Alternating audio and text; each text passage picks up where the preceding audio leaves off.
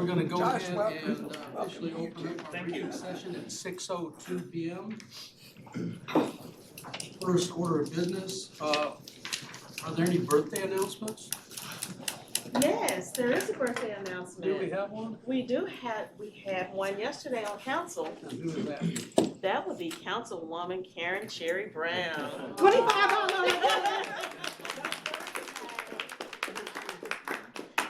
Happy belated birthday. Happy birthday. Okay, first order of business. Now, we're going to be on a short string here to try to get things done in a timely manner, so bear with us. Questions are super critical. Keep an eye on the clock because we do have an executive session immediately following this meeting. So the first item is discuss the agenda items. Yes, Mayor, I'll jump right into it. 4A on the consent agenda. And actually, if I could just get Bart to come in because I think he's the first half of this consent agenda.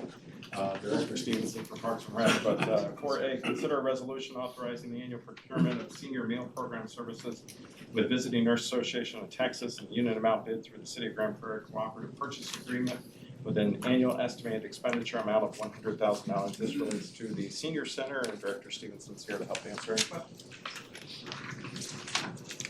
Well, I do have a question, but it's actually about A and B. Okay. The dollar amounts. They both look like they're under this 22,140 purchasing agreement. But the first one, item A, says 100,000. And what am I missing on the second one? Where you have $18,200 amendment. The amendment, yes, To the 93,200.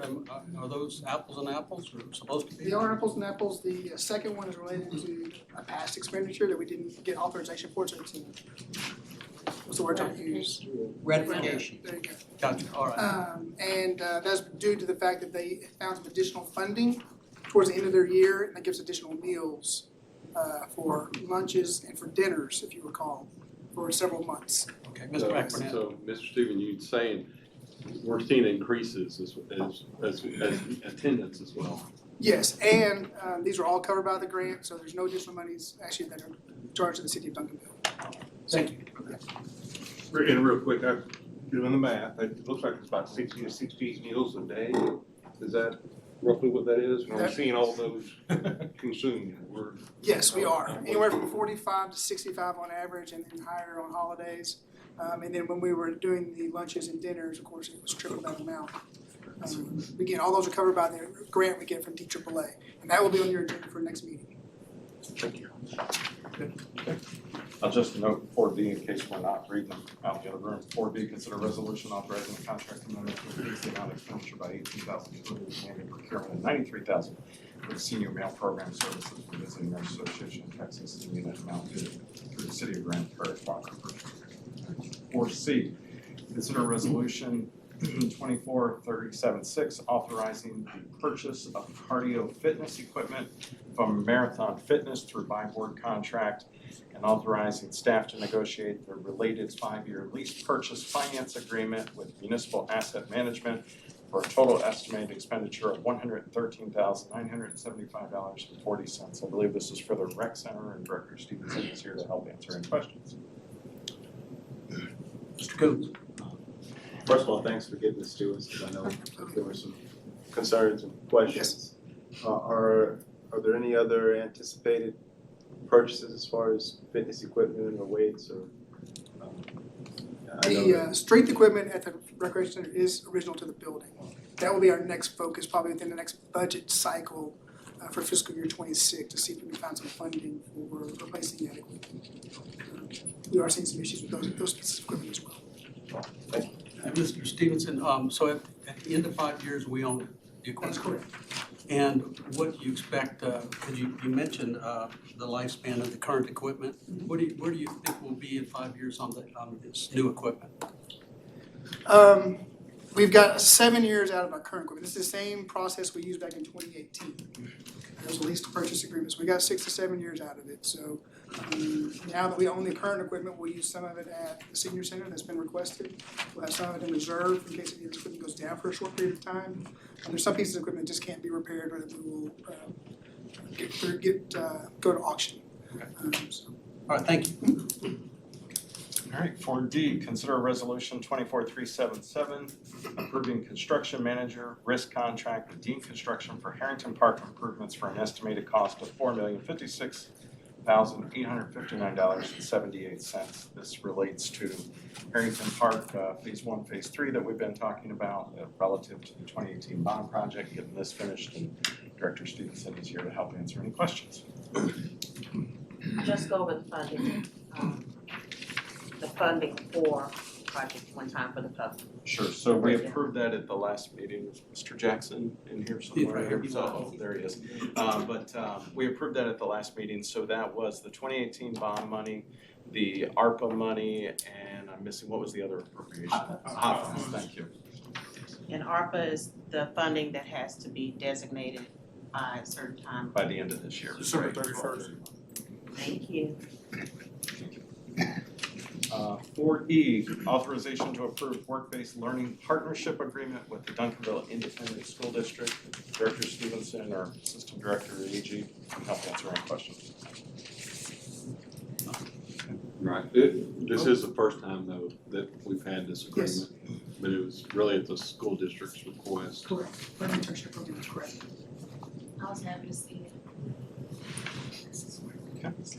4F, consider resolution ratifying the purchase of an emergency generator for the City of Duncanville City Hall Police Department Municipal Building for Fort Worth Electric, an expenditure amount of $367,860 and authorization of appropriation of $36,286 for project contingency for the execution of future change orders not exceeding total amount of $399,146. Director Brian is here to help answer any questions you might have on this. Well, I'm wondering if you want to comment why. Why it's ratified? Sure, happy to. And actually, we have a briefing tonight from our favorite electric company that kind of helped us force the expeditious purchase of a generator. But we'll let him get to that point. But we were very, very fortunate. The Public Works Department has been working throughout the summer on really looking at different options for a generator for us. And we were very, very fortunate as we just had a recent power outage that the company that was the most responsible bidder actually had a unit that they could begin installation of immediately. They had it on the shelf, which is unheard of because usually it's a 6+ month timeline. And they actually started installing it today, so. The old Oh, that's generator is good. at my service center. Yes. Good. No questions. 4G, consider resolution awarding a bid and authorizing a cooperative purchase agreement with UniFirst for uniform facility and product rentals through Sourcewell for a 1-year term with the option to renew up to 4 additional 1-year terms, an estimated contract not to exceed $86,199 over 5 years, subject to the exercise of contract renewal and city council appropriation. Again, Director Bryant is here to help answer any questions. None. 4H, consider a resolution authorizing a month-to-month agreement with McCurry, Veselka, Bragg, and Allen for the continued collection services for municipal court, while proposals can be solicited for those services for the fiscal year 2025. And CFO Director Richard Jackson is here to help answer any questions related to that. Okay, I have a quick question. Yes, sir. Was there any consideration giving, since they've been in good standing with us for a long time, has there been any consideration given to just give them a flat 1-year contract to continue while we go through the RFP process? Well, that was the, Mayor, that was the spirit of the month to month, was so that we could conduct an RFP during this fiscal year. Because again, the idea being just for best practice, because we had been contracting with them for so long that they were trying to do a 4-year renewal contract. And so we asked them to just go month to month instead. So it's our intention is that the month to month would just stay in place through the time of us doing an RFP during this fiscal year. Well, given that, are they still interested in continuing Yes, with us? And Yes, very. They'll be one of the bids? yes, they will. Okay, all right, thank you. Yes, sir. All right, Mayor, that concludes the consent agenda. Okay, with that, we'll jump into our city council calendar, city secretary. Okay, thank you, Mayor, and I'll just, in the interest of time, I'll just get a few, the holiday in the park is this, Friday at 4, and, the City Hall has special hours on the 13th for the employee mixer, with City Hall closing at 3 p.m. And on December 31st, we have the senior night, New Year's Eve at the Senior Center. And if I could, Mayor, on the 13th, I just got a text message from the HR director a few minutes ago asking, again, on the 13th, that's the employee Christmas mixer. They're asking council to actually be the judges for an ugly sweater contest competition at 4 p.m. if you can make it. So we won't be in the competition, we'll be judging. You would be judging, but you know, we can probably make an exception if you'd like to join in on the. I'm good. I'm good. I got a plain red sweater I'll have on. A quick question before we move on. Yes, sir. The coffee with the mayor Uh-huh. scheduled for The 26th. 26th. You know, that's that week between Christmas and Thanksgiving, needless to say. And I'm not sure that that's a good time to be asking people to come out. I don't know what the attendance might be. What are the thoughts about, and I know this is coffee with the mayor, but I'm asking for input about moving it to the 19th. Is there a problem that anybody would see with, I'm looking to try to get people that might be able to break loose and come over, even though it's during the Christmas season. I think 26 would be harder. 19th would probably be more realistic. Okay, realistic. And is my personal secretary in agreement with that? Administrative assistant, Administrative assistant, huh? I am available. All right. Do you have anything planned for us that you want to ask us to do on the 19th? No, not at this Okay. point. Okay, so can we put that on there? Yes, I'll put it. But Angela, there was some Thanksgiving, we're potentially gonna be meeting on some of these days for some tours and that kind of stuff. And I think it's fine, but I just saying that as a reminder. The other thing Mayor, I wanna remind you and Ms. Cherry as well, is that sometime between now and then, we need to get an audit committee meeting scheduled. Why don't you have an audit committee with the mayor? Audit committee? I'll make sure there's coffee there. Okay. Mr. Coons? City manager, is there a contingency plan for this weekend in case weather? There is not. The plan is to move forward with it. Bring umbrellas. How much snow is in your old neighborhood right now? An inch. So So you they just can bring the inch of snow. We can handle Okay. it, so. The drones will still be able to move Yeah, we'll have to forward. check on Okay. it, as long as it's light. And I think it's supposed to be later that night that the rain is coming in, so let's just. Okay, that's all I That's have. it? Okay, good. Okay, so we're gonna jump right into briefing presentations and move on to C. That would be great. if we Okay. could. We're gonna jump to item C, Major Consulting Group, because they have a plane to catch. So we're gonna try to get them on that plane on time. Okay. I have a place to catch, so I really appreciate that. Oh, Hi, I'm Richard Brady. I'm the president of Matrix Consulting Group, and I was the project manager on this study. I also led the police part of the study effort. And with me is Robert Finn. He lives in the Metroplex, and he is a senior manager with the firm, and he leads our fire practice and was the lead consultant on the fire side. So we have been working with your police and fire departments for the past 4 months, analyzing workload and, and staffing needs for the two departments, both now and in the future for a 10-year planning period. So what we have now is the results of a draft report that we are still reviewing with the two departments. But this report looks at current staffing. We are still working with the planning staff to understand how growth is going to happen in the city and the impacts that will have on police and fire staffing and facility needs. So what we'd like to do in a few minutes, we want to be very respectful of your time, is to give you a high-level summary of some of the major things that we're finding out about current operations, services, and staffing in the two departments. And I'm going to talk about police. So just quickly about Matrix Consulting Group, we're in our 22nd year. We do a lot of things for local government, but public safety is the biggest thing we do. We work with hundreds of police departments and fire departments around the country, 400 of each, and many of them in the state of Texas and the Metroplex, particularly. What's that? The best Southwest work you've done as well, just so they're reminded. A few of them?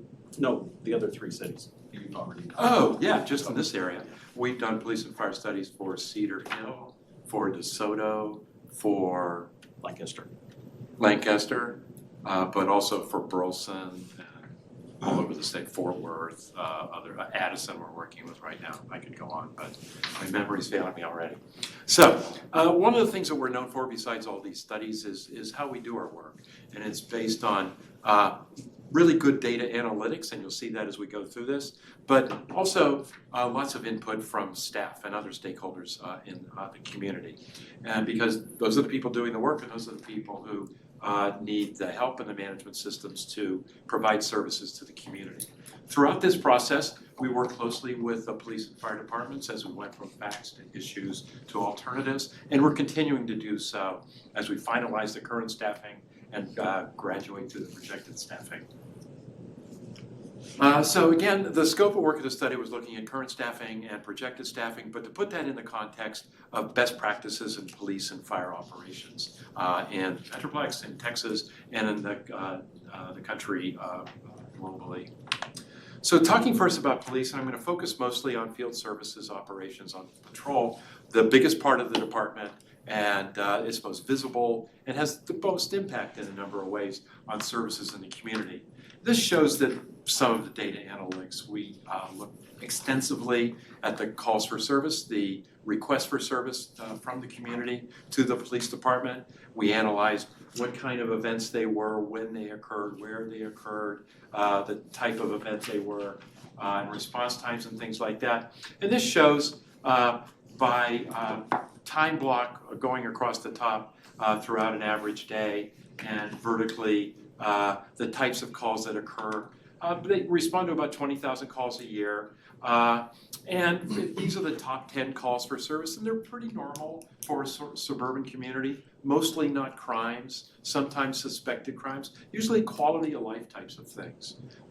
These top 10 things represent about 1/2 of all the calls that occur. So I think that was an important finding at the outset. Response times we looked at in detail. This is really a really. Excuse me, I have a question. Yeah, oh yeah, sure. Sorry. Yeah, do you mind going back to Yeah, the sure. previous slide? So when I was going through the report, for life of me, I couldn't figure out what all those acronyms stood Oh, for, sure.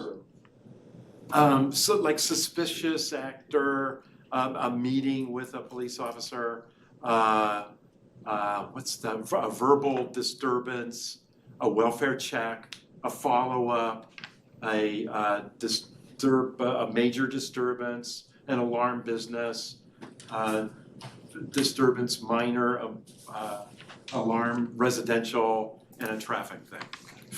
Oh, I can't believe I did that. Yeah, I really appreciate it, yeah, because. All of my assumptions were wrong. Yeah. Mine were too initially. Is there a legend? There will be.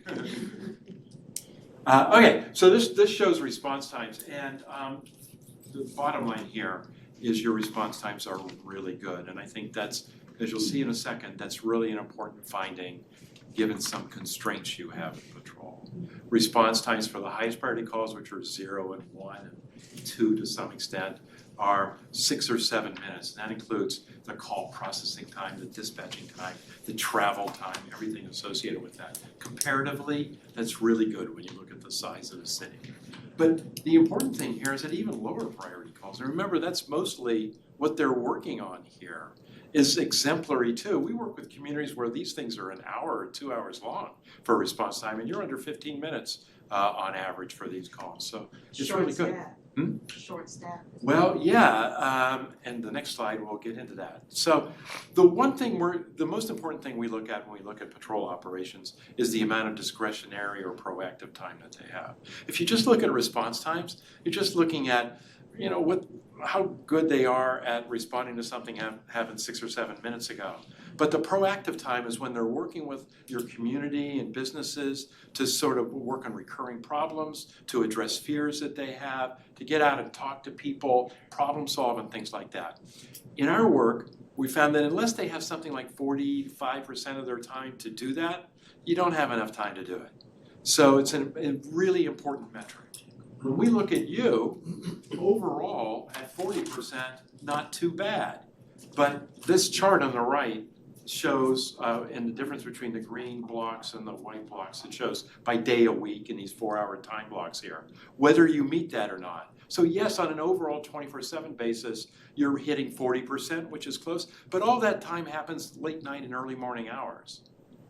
During the daylight hours, between about 10 in the morning and 10 o'clock at night, when people are awake and needing help and or causing problems, there's not much time at all. Many of the hours a day, they've got 3%, 10%, 20%, not much time. That's a significant issue. However, remember the response times was the good news here. This is good news here. In spite of how little time they have to be proactive, this chart shows what they do with that proactive time. And they're using it for traffic stops, to meet with the community, etc. In fact, at 30-something thousand calls for service, it's like 1.5 times the number of calls for service, these officer-initiated activities. So even during the time when they don't have much proactive time, like at 10 o'clock in the morning or 8 o'clock at night, they're working to work with the community and generate their own activity where they observe problems occurring. So, but in order to solve that problem, making proactivity more consistent and available in the daytime, you need more people. Not a lot more people, just 2 more police officers would plug that gap so that the chart on the right shows that you turn all of those white boxes into green boxes. That's an important place to be. You do need more sergeants, 2 more sergeants as well, and that's because first-line supervision is critically important in law enforcement. It always was, but it's really important today because they're the ones who are making sure that officers are engaged appropriately with the community, that they're following protocols, that they are demonstrating that they're appropriately trained or identifying where they need additional training. So you need effective and visibility and availability of sergeants in order to do that. Yes? And that 2 officers is per shift No, it's 2 total. to the entire. It's department. and it's because you're still a small department and a small number of people has a big impact. So even though you're like a 20% or something during those hours, 2 people add 3,000 plus hours of work in those hours of the day. So is that a call for 2 new officers? Yes. Okay. Above your authorized level. Positions too. And there's vacancies too, which is a factor. So in other units, I'll focus, yes, sorry. So you said in addition to the vacancies or just 2 currently? 2 additional authorized positions. Okay. So you're always gonna have vacancies in the past few years. It's been high, it's being addressed now, it's lower now. You continue to work on that, but we factor in vacancies into that calculation. So just counsel though, I wanna make sure you didn't miss, it's 2 patrol officers and 2 sergeants, 4 additional positions, so. Okay. But sergeants aren't call handlers and they're not factored into this green thing. But, so I just want to make sure I understand. That means if, so right now we're short. But pretending that we're fully staffed. Right, so yeah, at the additional. point in which we're fully staffed for the, Right. so we have to get fully staffed first. Mhm. Then we're And talking, then okay, you- all right. So remember, this proactivity chart takes into consideration your vacancies. This is actual staffing. So we're saying that in addition to the authorized position you have right now, you need these additional 3,000 hours between about 10 and 10. to address this deficiency. Does it also take into account vacations, Yes. sick, and? Yeah. One of the things we did besides the workload side is we documented the amount of hours that people work. They've got a little over 2,000 hours each per year, and you subtract vacation, sick leave, but also training, but also briefing time, meals and breaks and things like that. So I can't remember the exact number, but out of 2080 hours, it's something like 1,400 hours net available to do all of this. The important thing in other Operations Bureau functions is traffic. You have been short a position for much of the past year. You've only got 2 authorized. We're recommending an additional staff position. And they're only staffed during the daytime, during the weekdays. At the current staffing levels, you've got many of even those reduced hours and shifts where there's nobody available. And you're having to rely on patrol officers to pick up the deficiency there. So this is important. I mean, we all have experiences with traffic frustrations during the daytime, and education is obviously important in that, but so is enforcement. Training. In the last few years, there's been special emphasis put on training. It's always been important, of course, for law enforcement, but it was more skills-based for decades before that. Since the death of George Floyd and the protests of 2020, the greater realization in cities and police departments is that they need to be better trained in effective communication, de-escalation techniques, et cetera. And so there's additional training required for law enforcement personnel. But with the additional turnover that you've had recently, and most police departments around the country have had recently, the need to expedite recruitment, backgrounding, and onboarding people in the department is greater. It's hard for one person to do it, and you've been making it work by bringing other people from other jobs to make it work. So to get a second officer in training and backgrounding would be really important. The CARE program, regional program to support behavioral and mental health risk calls, an important growth area for the department and for the region. And you need to better track their workload going forward, and that program will grow over time. And we'll address that the next time we get together. In investigations, so it's not that crime has increased appreciably in Duncanville. It hasn't risen much at all, but the work associated with following up crime has risen dramatically.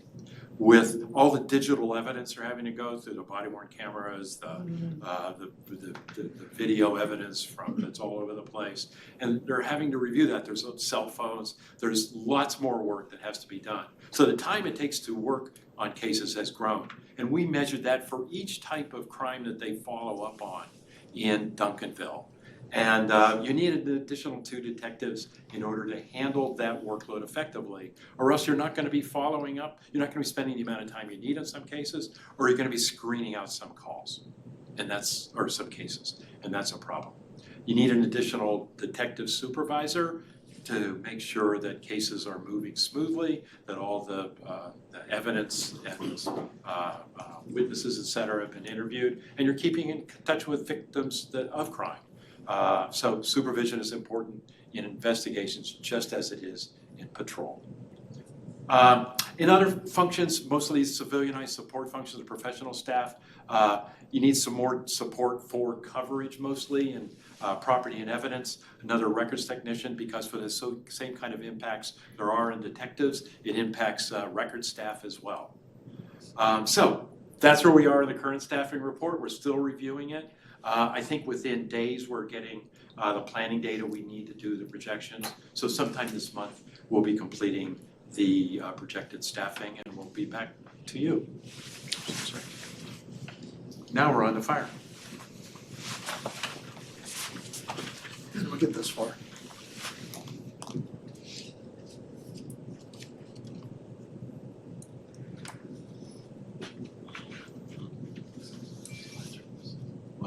Missing a lot of slides.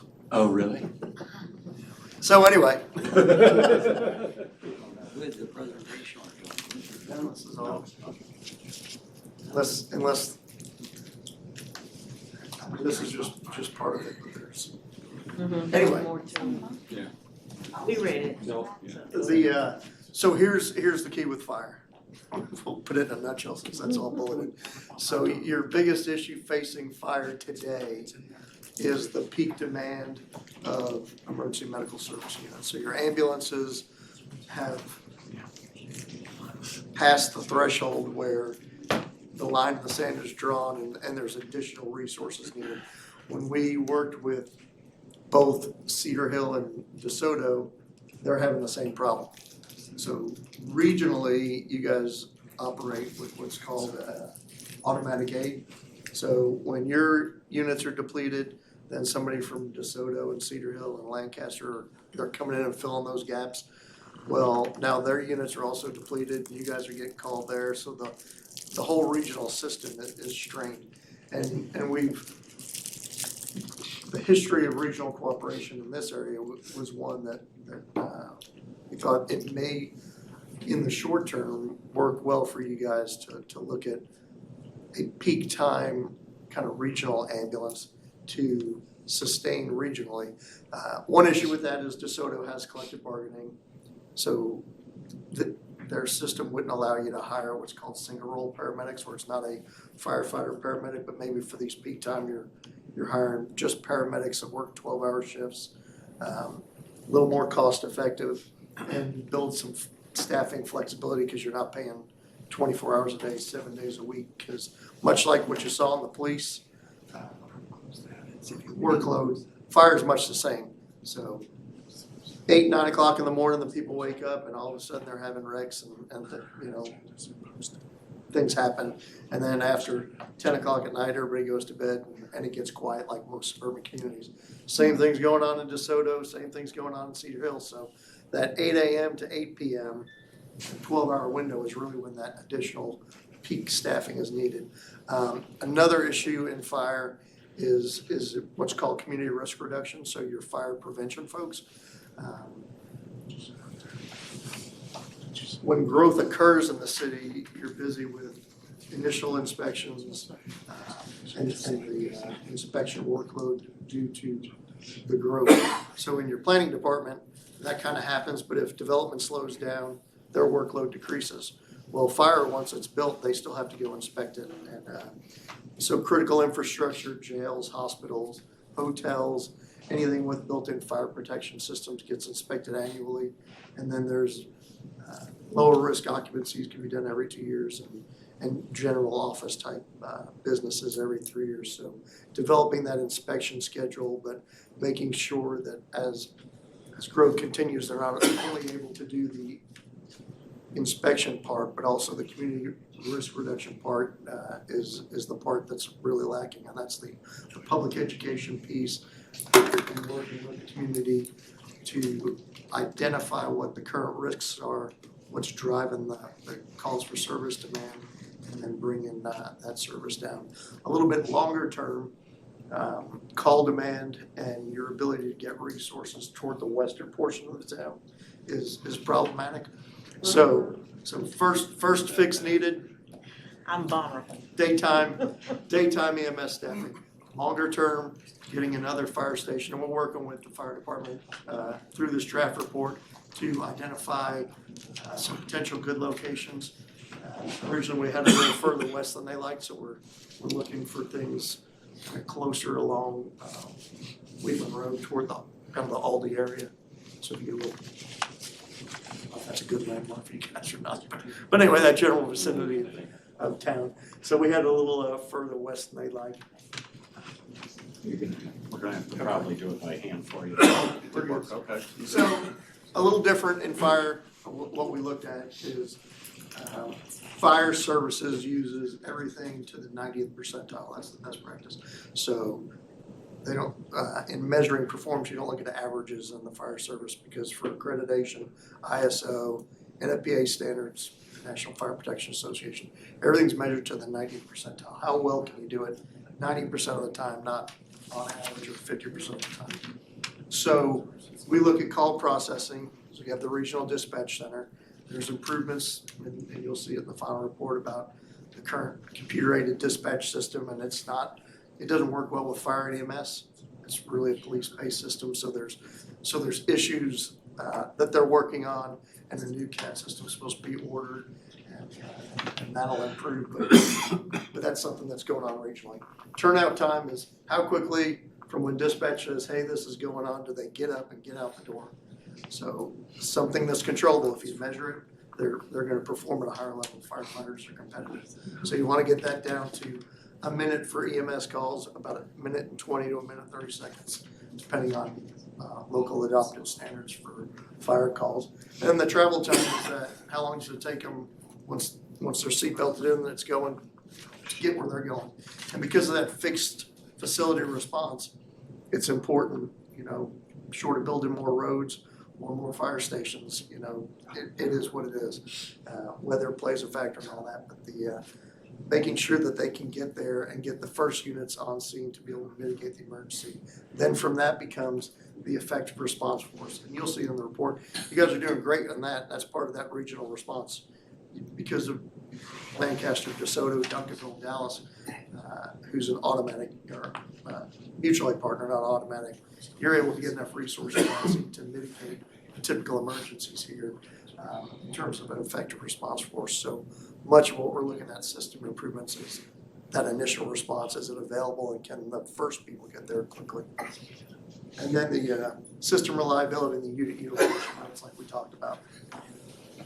So like I said, your ambulances at 30% and 26% are very high.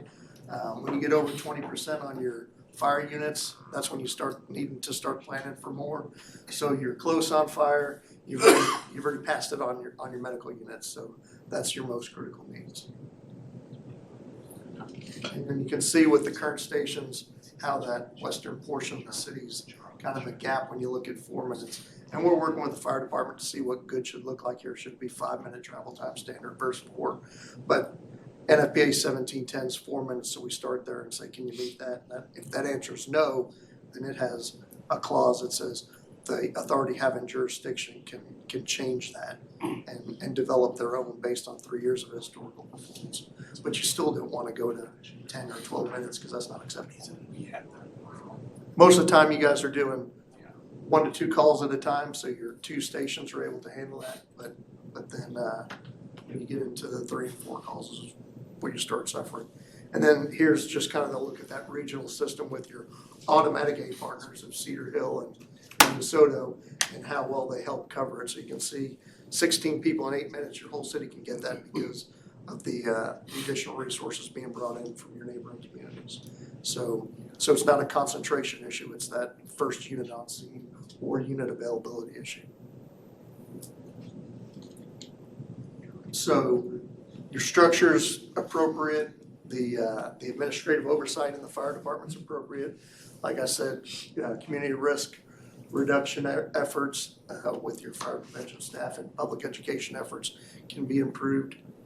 The regional training process is working well. There's a high value on health and wellness, but the improvement of practical hands-on training is going to be important. And there's discussions about a regional training center, and having worked with Cedar Hill and DeSoto recently as well, we've got plans to meet together and discuss what that may be able to look like. So fortunately, I'm local, and for me to drive down is a piece of cake.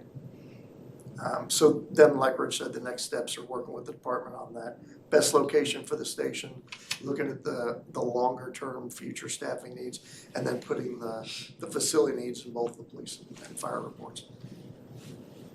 So now we can answer any questions. So we'll have an accurate number of extra staff to man the third station Correct. at the next presentation. Yeah, so depending on how the ambulance works, kind of the way we had it phased in was get the peak time ambulance up and then roll that into a 24-hour unit when that station is constructed and adding an engine company to that. But we will do all the staffing formulas for how that would work. So for improving travel times, turnout times, is that a situation where there's something we can provide to help them, or we just They just drive faster and So, change faster. so the travel times is what drives the need for that new station. So, and I'll give you an example, like in DeSoto and Cedar Hill, there's that southern corridor supposed to be built. So then we can look at that and say, okay, if that roadway's there, how does that help it? Because that's a planned roadway project and maybe that'll fix it. But without any of those planned roadway infrastructure changes, then you're looking at, okay, where do we need to put a station to fix this? Because you're not gonna, typically most departments have a rule that they can't exceed 10 miles over the posted speed limit. And then they're stopping, so all the GIS work that we do factors in the turns and the slower movement of fire truck vehicles. Any other questions? Response time. So, City Manager, I'm just gonna put this out there, my last comment on this is that through this, we managed to work in some discussion, recommendation involving additional fire station. For the police report, there was nothing about, again, the police station. So we've got a facility component that's being written for the police report, it's coming in the next phase. And yes, you're gonna need to do something. With those new positions that we're talking about, they're already bursting at the seams, so there's nowhere to put those. And then the current facility is not meeting their needs, and that's gonna be written in detail in the next report that talks about the future needs. And I think, we've all seen it, but I think having, some recommendation that relates to personnel and having that data will help us for sure, so appreciate it. Yeah, so I worked in South Lake, so that's where my career was with Kevin Huggins. So, I don't know who it is. And during my time, I was both police and fire chief up there, so I toured the police department. I've been a CALEA assessor for the Commission on Law Enforcement Accreditation, so I'm well versed in those areas as well, and I'm writing up that facility report for the police portion of this. Anything else? Thank you. Thank you. Did you want to come to? Let's go again. All right, Mr. Govan, you were the first, and thank you for your patience. You know my address, so don't turn my power off. Not a problem, Mr. Mayor. I actually enjoyed hearing the presentation. Look forward to more information about that. The reason why I'm here this evening, I appreciate your time this evening. Over the past recent couple of weeks, we've had a couple of power outages here at City Hall. And believe me, we do understand the problems that causes in regards to having power outages here at City Hall, in addition to the fire department next door. The reason for the power outages, number one, in regards to a couple of vegetation that has grown into our power lines, we actually did do tree trimming with that. But in addition to that, when that happens, you're actually served from the transformer that's across the street in front of the Sonic. And when you lose power, so do they. So we hear about that. But what we did was we actually replaced that transformer over there, and we actually rode the feeder and did some tree trimming over there. In addition to that, the fuse that serves this building is a 60 amp, and I don't know if that means anything, but it's a 60 amp fuse. Well, what we did was, because of the necessity in regards to doing this, when the Encore Tech came here and did it, he replaced it with another 80 amp. Well, what we decided to do was go back and we replaced it with a 100 amp fuse that actually serves this building. Our tariff allows us to do that because this is City Hall, because of the necessity in regards to the police station as well. Now, I am very pleased in regards to hearing in regards to that you're investing into a backup generator. City Hall is supposed to have one. As a utility company, I cannot guarantee you're gonna have 100% power. One of the power outages you've actually had here, a car was coming down Main Street, ran over the down guide wire that actually tugs on one of our poles. We can't stop a truck from hitting a pole. We can't stop lightning from hitting something. Because of that, I can't guarantee you 100% power in regards to that. Now, I'll always be here, Encore will always be here whenever you have that to respond, to get you on back as soon as possible. But if you're having a meeting here, if you're having some information that's going on here, if you got a guest here, I can't guarantee you and say your power will stay on. So I appreciate in regards to having that. A lot of city halls do have the backup generators, especially with their fire and police and fire. So we are working on that. I don't think you've had any problems in regards to that. I've actually assigned a special tech to actually ride the feeder here. He has rode the feeder. We have four locations that we've done tree trimming here. Like I said, we replaced the fuse here and we replaced the transformer across the street. I don't anticipate in regards to anything happening in regards to power outages, but again, I would really not be truthful with you if I told you it would not happen. Because I can't guarantee that. Now, if it's gonna cause by equipment failure, I doubt that. But I can't stop it from a truck hitting a pole. Someone coming down here and pulling the guide wire. So I wanted to be sure we came and expressed that in regards to you. We do understand the necessity of having power and having quality power here. And that's what we strive for, and that's what I'm here for. And so if we have any other questions in regards to that, I'll be sure. I know you have time, so you're pressed for time. Thank you. Thank you. Okay. If there's anything I can do, please let me know.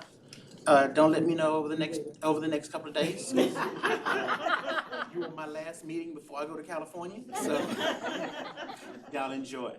Thank you very much. Bye, Mr. Bye-bye. Elvin. Thank you, my friend. Okay, so we're gonna move on to the presentation on the library systems and services briefing. We have actually the representatives from LS&S here.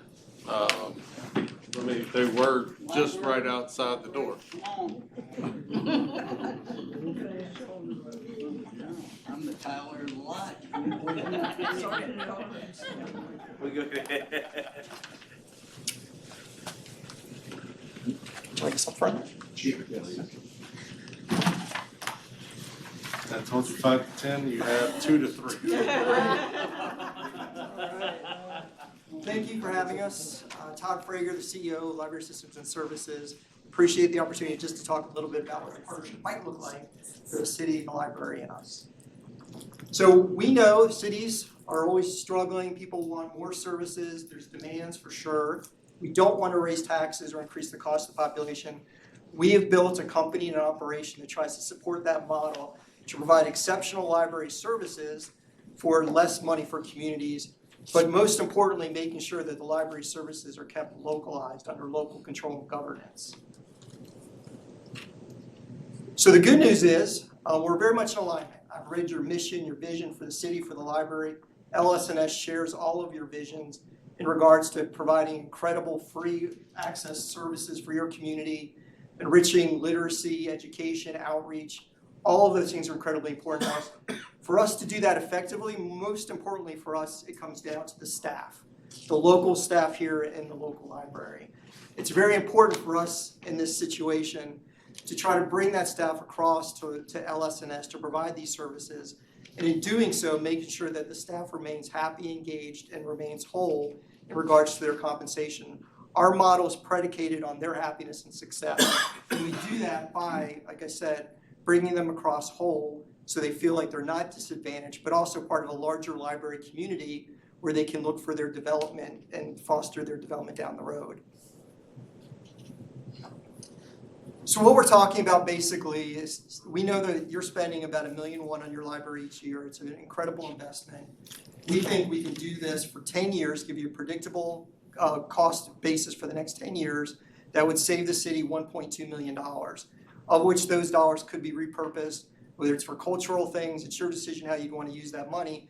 But in our model, we're able to do that without sacrificing any of the existing services. Everything you love in regards to the programs, the hours, the outreach, all will continue in place. And with our national model, we think we can continue to enhance those services and bring in additional resources to really expand the footprint of the library. As we all know, most libraries primarily have a relatively small portion of the population that loves the library, routinely use the library. We love that group. We also want to do all we can to do continued outreach to the rest of the community to really broaden the appeal of the library for the greater community. Part of that also is really, we have a team of people that helps with grants and searching for additional resources for the library.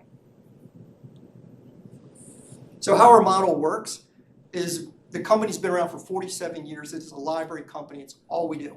Public libraries, federal libraries. But one thing we learned early on is that all libraries are basically, from an administrative perspective, basically the same across the country. Certainly the programming, the outreach is different in every community. It's very localized, but the administrative part of it is very singular around the country.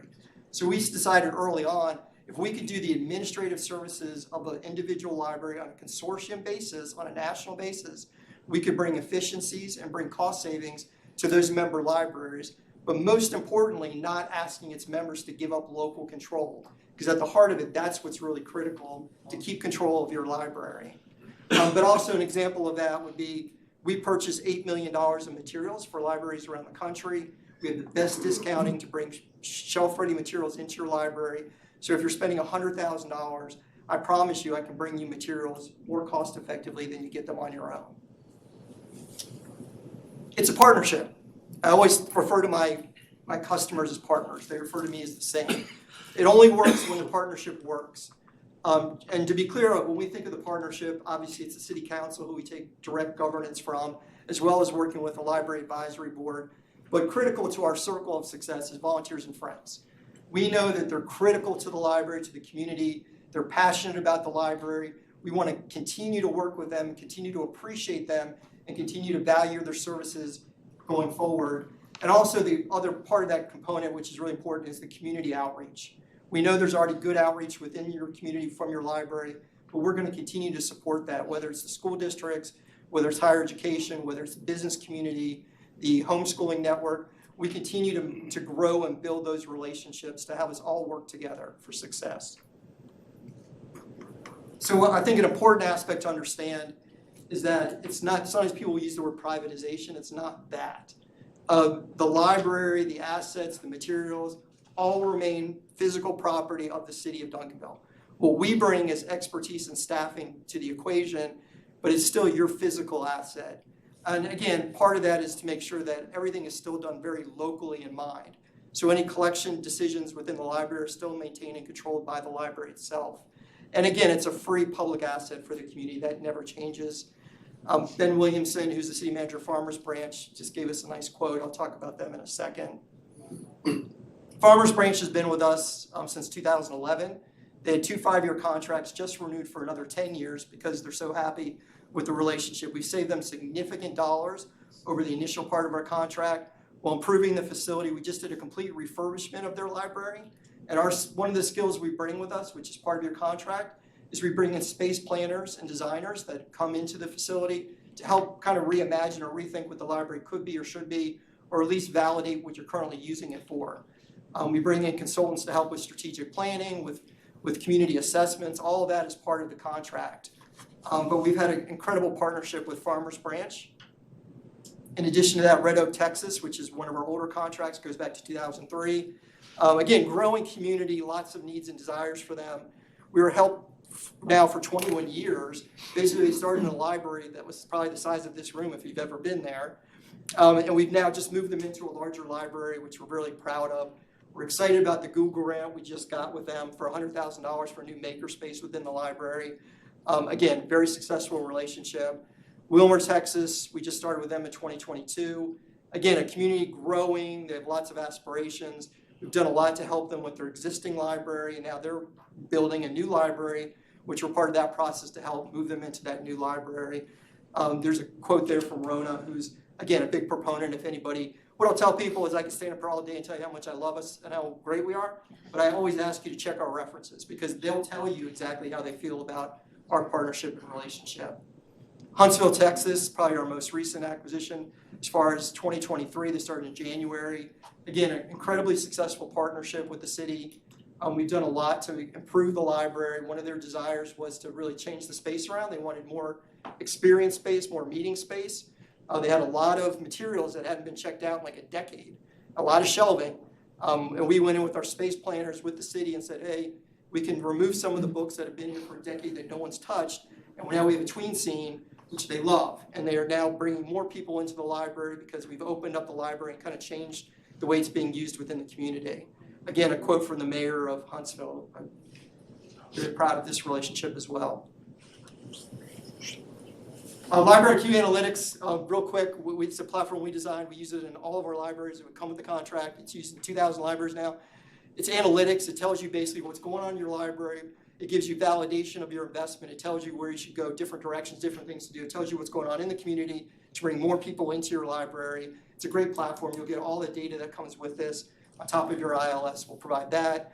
Libraries are evolving. They're going to continue to evolve. We wake up every day thinking about libraries. You guys wake up every day thinking about 100 different things. We wake up every day just thinking about your library and your staff. And we protect them. We take care of them. We work with them. We nurture them. And we bring you incredible ideas and thoughts about what you should be thinking about for the future of your own library, while still making sure it's your library. We've been doing this for 47 years. Great retention rate. We survey our customers, our employees. We ask their opinion. We want to make sure they're all happy. We are a company of librarians, 850 strong. Your last slide, you said 95% is on the last slide. Yes. Employees, library staff? Yes. Can you tell me that a little, what you mean by that? Yeah, so of the 850 people, 95% of those are located in physical libraries. They are producing the library, and the other 5% are the support staff. Okay, that was the last slide? Well, this is really the last slide, but this is kind of a summation of everything I've already talked about, so you can feel free to, local control, local staff, it's all good, we're gonna. Okay, so I would suggest that if council has any other questions or comments, direct them to the city manager's office, and then he can relay them to these gentlemen, because we are way behind schedule right now. Sorry about that. So- No, that's not your problem. So then I think what you want to do is recess into executive session. All right. So Then we're gonna do just that, we're gonna do recess. What are we doing yes, with sir. Piper? we'll do it during the council meeting. Okay, I don't know, okay. Yes, sir, Mr. Coates. So before we recess, because I know some people showed up because they wanted to hear some answers to some questions about this. And so, you might want to apologize to those people, but also, my understanding from the libraries we went to is that those libraries had some clear vision of where they want to go with the library. Y'all helped them get to where they want to go, right? Yes. We've never had a discussion about what our vision is for our library, where we want it to go. I'd just like to request that the council with the library board take a tour of our library and have that kind of a discussion before, because my understanding is this is going to just show up as an action item. And I think prior to that, we need to have some discussion about what we want our library to be in its current status. Very good observations and comments, and I appreciate that.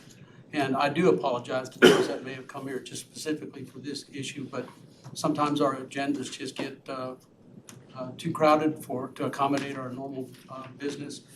So once again, I apologize for that, for any inconvenience that's caused, but we'll surely be able to answer questions from any citizen that didn't feel like they got to ask questions or hear answers to questions today.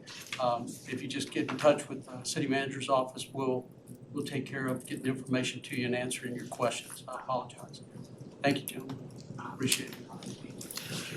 Okay, so with that, we're going to recess into, we're gonna recess the current session at 6:59.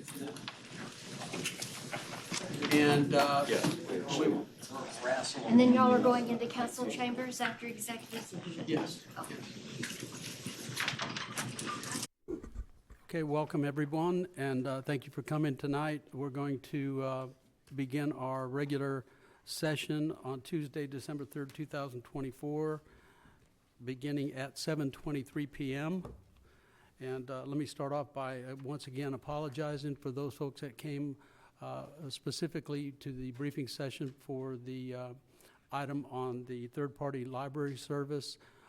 Sometimes we just get log jammed in our items. We try to expeditiously move through our agendas, but when we get log jammed to an extent where we've got to move on, it happens from time to time. We'll try to do the best we can to avoid that, but I want to offer my apologies to those that were inconvenienced and not getting to sit through that session tonight and ask questions. With that, we're going to move on to our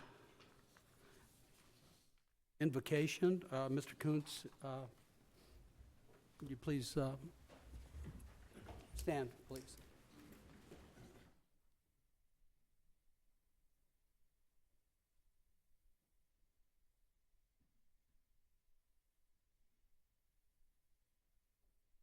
If you would bow with me, please.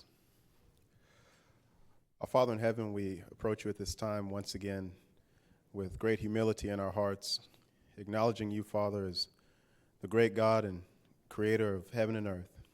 We thank you, Father, for this glorious creation in which we find ourselves. We thank you, Father, for our part in it. And we thank you, Father, for life that you've given us. We're thankful, Father, for the many blessings that we enjoy in this life. We thank you for our homes. We thank you for our families. We thank you, Father, for our talents and our abilities and the work that we have to provide for ourselves and our families. And we thank you, Father, at this time for this great city.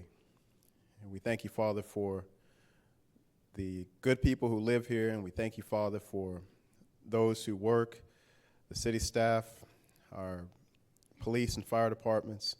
And we thank you for all those who work hard to make this city great. And we pray, Father, that you be with us this evening as we deliberate and as we consider and as we review opportunities to contribute to the greatness of the city. We ask, Father, that you grant us wisdom.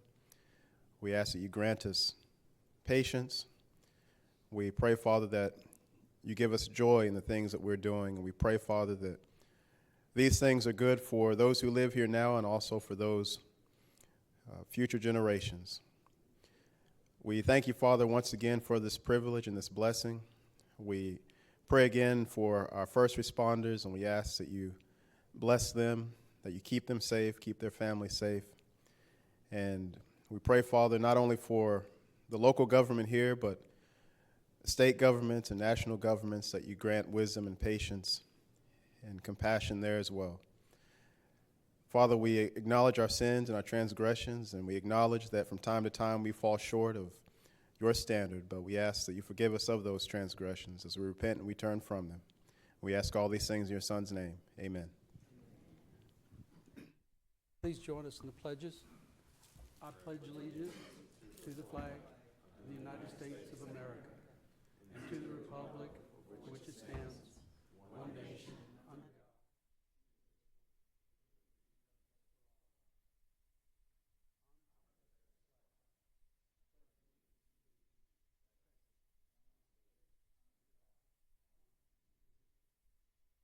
Thank you. Okay, with that, we'll move into our reports. I'm going to go with council member reports first. Councilman McBurnett.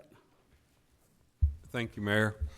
I want to just really talk about a few community events that happened that were nice, successful events. The Duncanville Lions Club had their pancake breakfast, had a wonderful turnout and good food and fun. Also, there was a concert last night that was an excellent concert, very well attended at First Christian Church. Master's Voice did a Christmas program, excellent job by them. And also competing last night was the comp plan group, so that happened. But I also want to take time to also congratulate our Duncanville Panthers because they have moved forward into the playoffs, and it looks like they're going to keep going that way, and maybe North Shore is going to come meet us again. Thank you. Thank you. Councilwoman Gooden. Thank you, Mayor. Good evening, City of Champions. I have only a couple of announcements. Yes, as Council Member McBurnett stated, the comp plan was, we had a workshop last night where we asked the citizens to come out and participate. And if you are out in the lobby, you will see that the stands are still up and you're able to get sticky notes, read the board, the different boards, and if you have any input that you would like to add while you're here before leaving, I would ask that you do so. The Comprehensive Plan 2040 is the steering committee, which are members of the community, 3 council members, and we have MRB, that we're working with in designing and creating our comprehensive plan moving forward for the next 15 years and what we would like to see here in our city. So I would invite you to participate if possible. Give us your feedback, what you would like to see here in your city as it relates to each item on those boards. Also, December 6th, this coming Friday night, holiday lights in the park. We have a great lineup of entertainment, and it's promising to be very fun for your family. So please come out, enjoy the parade, and enjoy the activities that we have there. Thank you. Thank you. Mr. Pennebaker. Good evening. I want to just piggyback on the comp plan. There is a survey that's available. It's extensive. It takes time, but it's really vital that we get citizens' response and input on it. I've been working on mine for about a week, and I keep opening my phone and going through it, but it's really important that we get everyone's feedback on that, so I'd appreciate it if you'd look at it. Thank you, Mr. Pennebaker. I did also get to go to the comp plan meeting over at the field house, and I have to tell you, I want to commend all the committee members and all the other people that are involved in putting this thing together. I could tell by looking at it, they've put in a lot of work, all of them, and they're all to be commended. It takes us in a direction that we've needed to go in for a long time, and when this thing's done, I think it will be beneficial to people way into the future. The amount of thought that's been put into this is tremendous, and thanks MRB for assisting in this effort. And then secondly, to a point that Councilmember Mac Burnett said, when I left the comp meeting, I went over to the Master Voice, the quartet, Voice Quartet, gospel singers at First Christian Church. So I don't want to say that in comparison the comp plan was the doldrums, but when I got over there, the energy was heavy. It was a good time, well attended. Thank you, First Christian Church and Mr. Mac Burnett. It was very moving event to hear that music of that quality. It's amazing. If you ever get a chance to hear these gentlemen, I would encourage that. So thank you. And then lastly, we have someone in the audience. Where is she? Right there, Miss Kelly McChesney. Kelly, would you come up to the podium very quickly, please? Kelly is our outgoing street superintendent. It has been for, help me out, how many years? 10 years. Done a tremendous job for us. I remember I was working when they brought her on board, and I looked up and I saw this tiny woman, and I thought that I was used to burly, sweaty street superintendents. And here comes Kelly. What an amazing job she's done for this city for those 9 or 10 years. It's a bittersweet, but Kelly's got plans, and we've talked, and I just can't tell you how much she's meant to the city and what an honor it was to work with her and to be a mayor during her last days here in working with the city. And I want to congratulate her, and I hope you all appreciate that a lot of the work that's gone on in this city having to do with our streets was under her guidance. And thank you so much, Kelly. Thank you.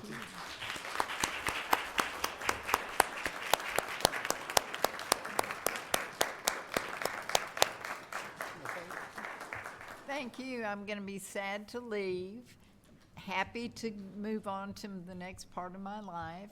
I'm going to be a little lost, I think, for a while. And but I appreciate all of you so much. And most of all, I want to say that most of the good things that have happened in our department are due to the wonderful crew we have. I've got the best crew I could ever ask for. And so thank you. It's going to be sad to leave. Thank you. Thank you for your service. Thank you. Okay.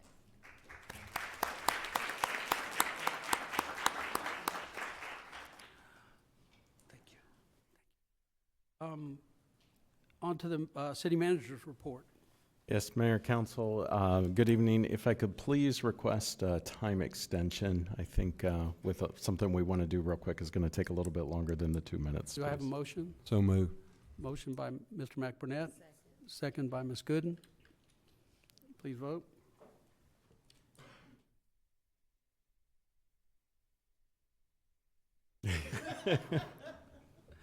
All right, thank you. Thank you, Councilmember Pennebaker. Appreciate it. Just real quick, Councilmember Gooden mentioned Friday's holiday lights. We're really excited about that. I just want to share the times with the public. The parade kicks off at 6:15 on West on Wheatland to Main Street, going north on Main Street and then turning on Center Street. We're going to have a lot of vendors. The staff has been working really hard across a lot of departments, and so I'm very proud of them and all the work that they're putting in for this. At 7:15, the tree lights. And Mayor, I have been assured and promised that when you flip that switch, those lights are going to come on this year. So we're going to make sure that that happens. And there's been testing multiple nights this week to make sure that that happens. So after last year, it didn't quite work out. We have 2 concerts, one at 7:30, Jade Flores, and at 8:30, Kid and Play, and at 8:15, the drone show. So it's going to be a packed night, a lot of fun and excitement. That's this coming Friday night, December 6th. Also, normally, this is the first meeting of the month. We would have your financial report. We'll move that to next meeting because of the Thanksgiving holiday. It got us a little tight in the month for November, so you'll get that report. And finally, I want to ask the police chief to come up, Chief Stogner, to make a very special introduction to us. Good evening. I am not leaving. Thank you for that. That's some good reassurance. Thank you, Mr. Finch, for allowing me this time to introduce Officer Hankins, who's been with the police department for 4 years, but also our newest officer, Officer Jack, whose badge number will be number 4 whenever he comes in. He's a little hyper right now. He's an 18-month-old Belgian Malinois. He is our new canine.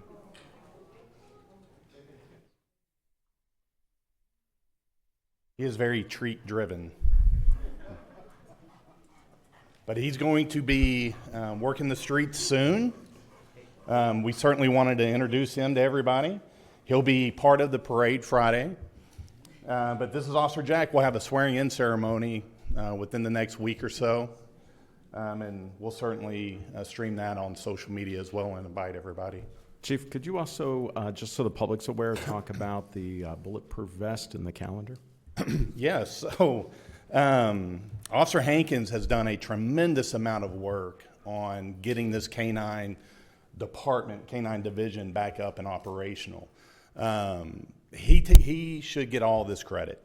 So he did a tremendous amount of research on body armor for canines, and he came across, and I'm sorry, I can't remember the child's name who came up with it.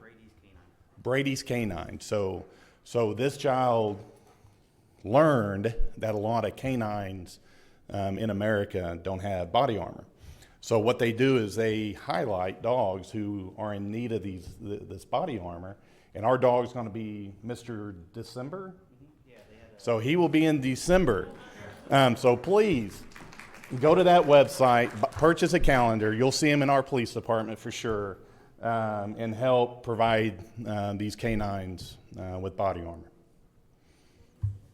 Yeah, of course. Yeah, that's true. He is on duty. So he will be working Bravo nights. Once we start filling some of our vacancies, we're going to pull him off of a shift, and he will work kind of a fluid shift based on some of the metrics that we're getting from the data that we're pulling from our system. So he knows the expectations. He is laying the foundation for this unit to grow. I've always, and I will always, try to be the experts in this Metroplex where people come to us for training. And I think with his attitude, his experience, and his passion for this, that'll happen sooner than later. Chief, could you maybe, it was just asked, could you maybe just talk about maybe what a typical shift might include, some of the things that Officer Jack will be working on? Of course. In fact, I'll give it to Officer Hankins if you don't mind. He's the expert. See if he can do it with the dog. Sit. Sit. Live it. Live it. Yes, sir. So a typical shift for us, what I hope to see is just traffic stops when we suspect narcotics or anything like that. Yeah. When we suspect any kind of narcotics or anything like that, we'll run the dog around. He's currently certified to detect cocaine, heroin, methamphetamine, and MDMA. So once he detects those odors, he'll come into a sit, just kind of like how he is right now. And then that gives us probable cause to search a vehicle.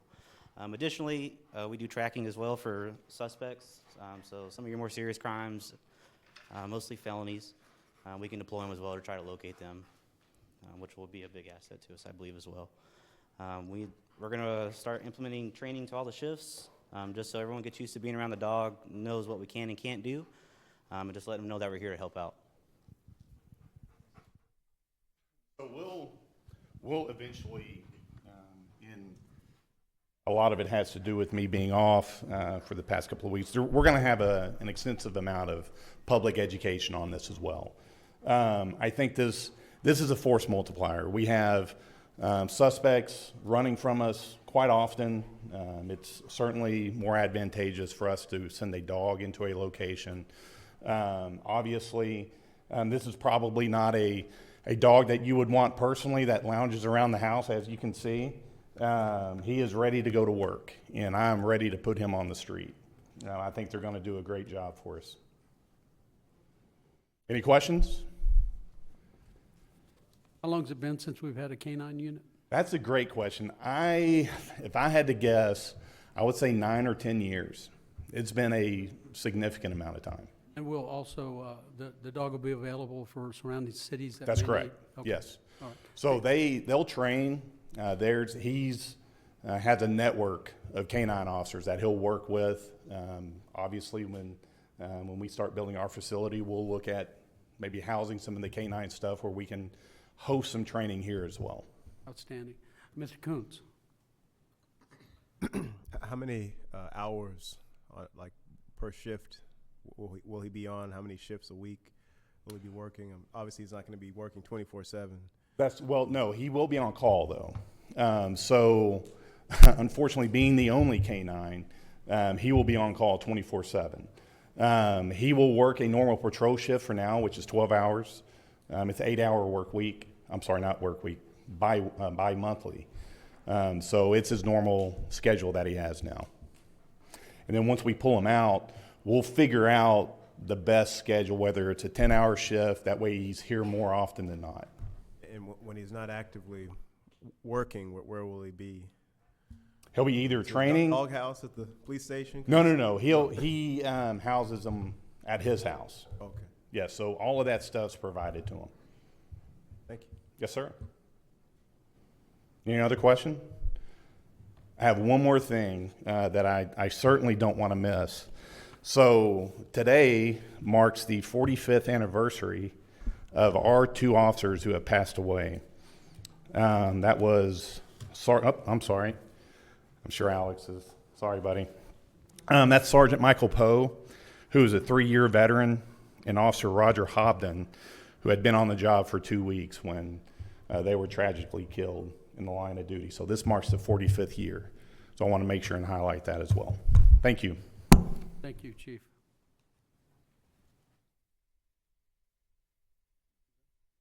Okay, so we'll move on to item 2, proclamations and presentations. The first is going to be Tyler Agee, Assistant Director of Parks and Recreation, Fall 2024 Business Beautification Award.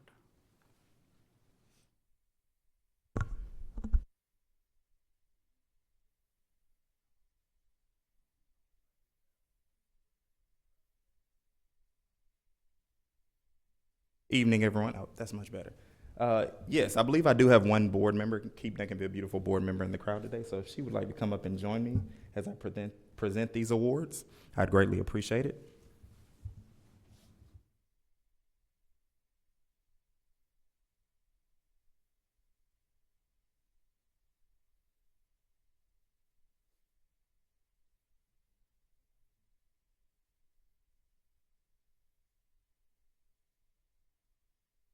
So our first award is the Fall 2024 Business Beautification Award. We will be giving that to Gawina Coffee Shop, located at 703 South Main Street. And I have a brief presentation for them. They were not able to make it to the meeting, but I will hand deliver this to them tomorrow to make sure that they receive it. So, whereas the City of Duncanville is committed to improving the physical quality of community life, and the Keep Duncanville Beautiful Board was established to promote this commitment. And the mission of the Keep Duncanville Beautiful Board is to empower Duncanville citizens and businesses to take responsibility for enhancing their community environment.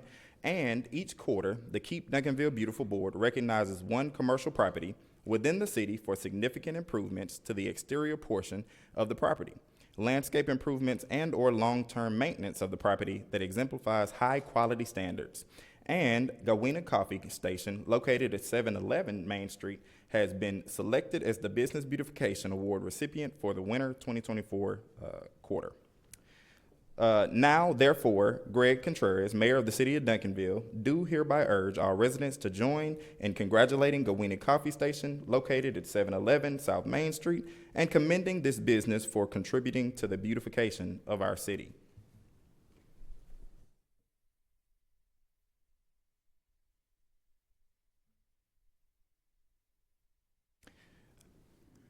So the next presentation is also from the Keep Duncanville Beautiful Board. We will be presenting the Fall 2024 Curb Appeal winners. Up first from District 1, we have Armando Garcia, located at 103 North Greenstone Lane. From District 2, we have E.J. Sharp, 402 Swan Ridge Drive. District 3, we have Troy Marciano, 742 South Forest Circle. From District 4, we have John E. Lambert, 502 Dean Court. District 5, we have Vicky Malman, 515 Frank Kiesler Boulevard. If any of these recipients are here with us today, I'd love to have them come up and join us for a brief photo. If not, we will make sure they get their gift baskets delivered to them by our board members. Thank you.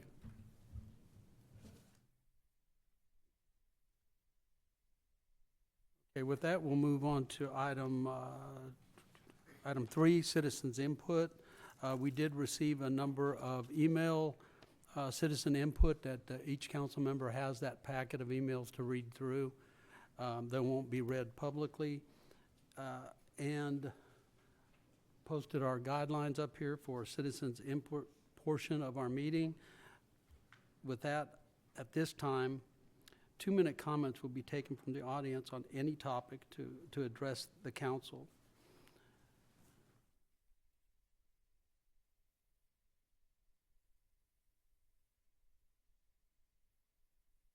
Karen Trapp.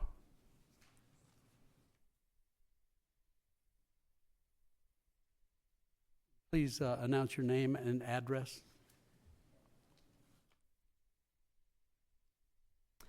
Karen Trapp, 1214 Morning Dove Drive, Duncanville, Texas. I want to talk about the library. The library is the heart of the city. I've lived here 27 years, Morning Dove Drive. We came here when my husband started working for Avis. I work as a school teacher at a small little school in Cedar Hill. I raised 5 children in Duncanville. They considered the library their second home. I found out about this 2 days ago. A little upset. I talked to my neighbors, who some of them are friends of the library. Some of them are library volunteers, and they had no idea that this was happening. I feel like this has not been transparent. Someone in the audience told me that they were going to vote on December 17th. I'm not sure if that's true. I hope it's not. Good. Someone suggested, that I look up on Glassdoor and see what some of the employees of the library services had to say. Some of them were notorious for lowballing pay. The corporation expects the world for pennies. Low pay, no budget for needed services. Constantly understaffed and underpaid. Outsourced means out of touch. I don't want the heart of my city to be outsourced. I love the library. I go to the library. I feel welcome at the library. I don't know why this is happening. If it's money, let's talk about it. Have you talked to the staff? My 2 minutes is up. Thank you so much for your time. Thank you. Richard Teitelbaum.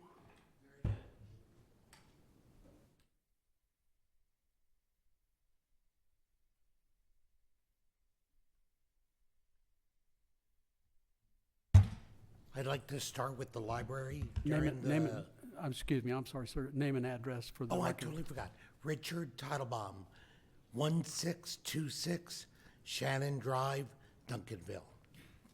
During the library briefing, the CEO told us that 95% of customer retention when they take over. My question is, what is the percentage of staff retention when they take over? The staff is helpful, especially for the elderly. Large print for my 90-year-old mother, for someone like me who's terrible at computers and all that stuff. They're helpful. They're always helping. One girl goes out, another one takes her place. They're awesome. I appreciate all they do. Number two, can we please finish the Daniel Dale bike lane? It was been in the contract already. They get passed in 18. It got delayed because of COVID. COVID's over. Can we get that bike thing done? And the last thing is, thank everyone at the rec center. I practically live there. That's all I have. Thank you. Thank you. Janice Davis.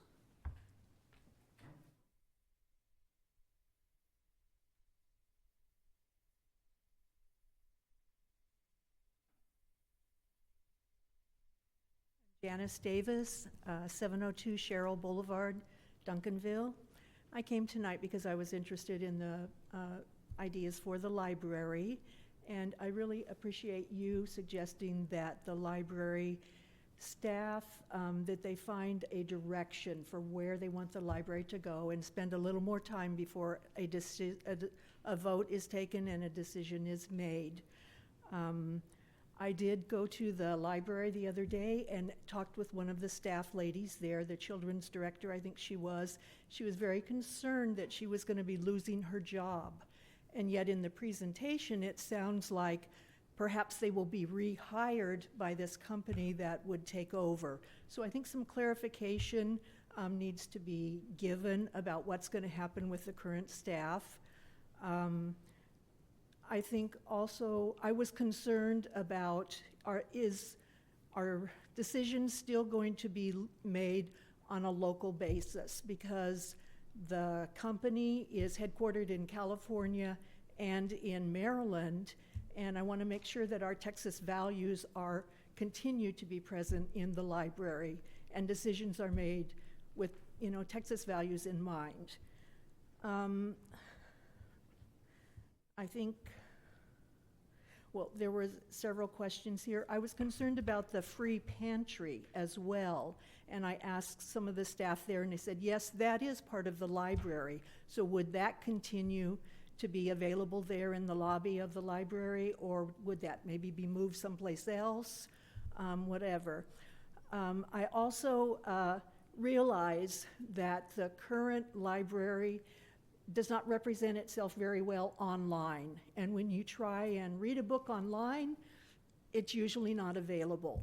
And so there are some ways that the library could certainly be improved, and I think its online presence would be a big boon to that. So thank you. Thank you. Denise Hovland. Denise Of Lord, of Land. No, Denise. I'm having a little bit of trouble reading that last name, but on Casa Grande, not here. Okay. Teddy Williams.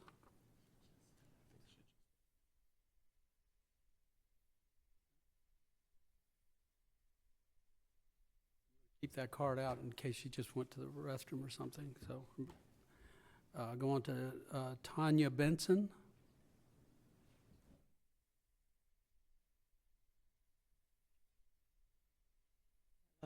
My name is Tangi Benson.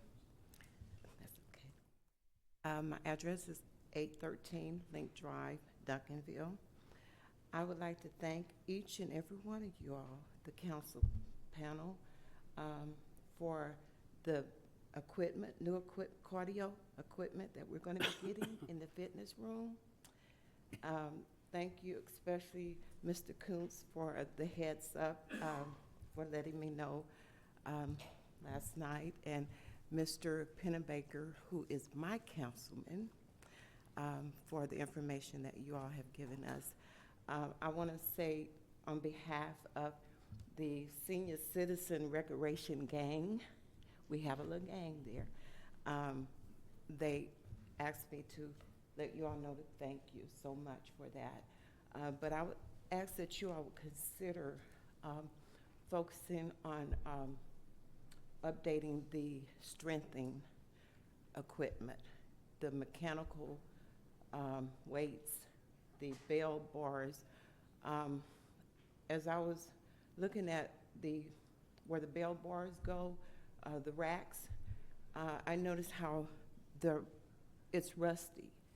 And as a nurse of 42 years, I'm concerned about the safety of it, because if you have elderly people that have thin skin, or even young people that have soft skin, dealing with those bell bars, if they rub up against it, those rusty areas, their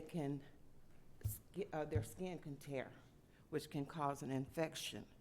So I would ask that you all please consider working on that next project. And I would like to thank Bart for his hard work. Sometimes I get on his nerve, but he tolerates me. Thank you all. Thank you. Mark Graham.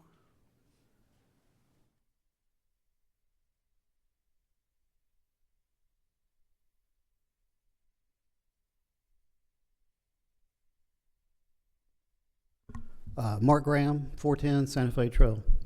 I want to speak on the arts in Duncanville. I appreciate that y'all have stepped up and a cultural district is in the works. But I've been involved in another project here in Duncanville, that has taken far too long. If you want to get the public involved in this, some things have got to start happening that they visually can see. It doesn't have to be huge. I just talked to Ron a few minutes ago and mentioned a few things. But if this goes 4 years and people look at it and go, what's happened? I know from personal experience, people lose interest. There's an old saying, and it's actually from a country music artist. It's 3 chords and the truth. That's the other part of this. Art is somebody's truth.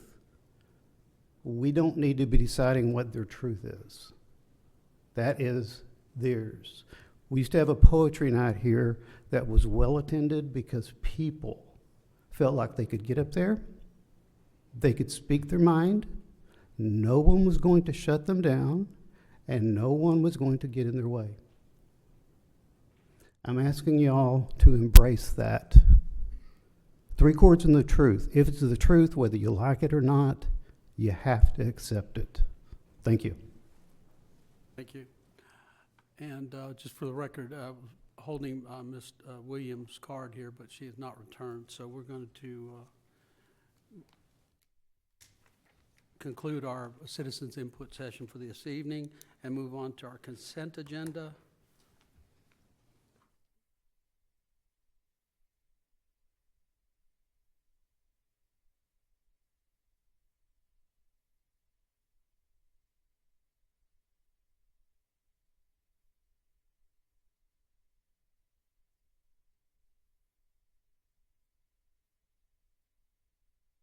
Okay, I've been asked to relay to the city manager a request to talk a little bit about where we're headed with our Pyburn Park issue.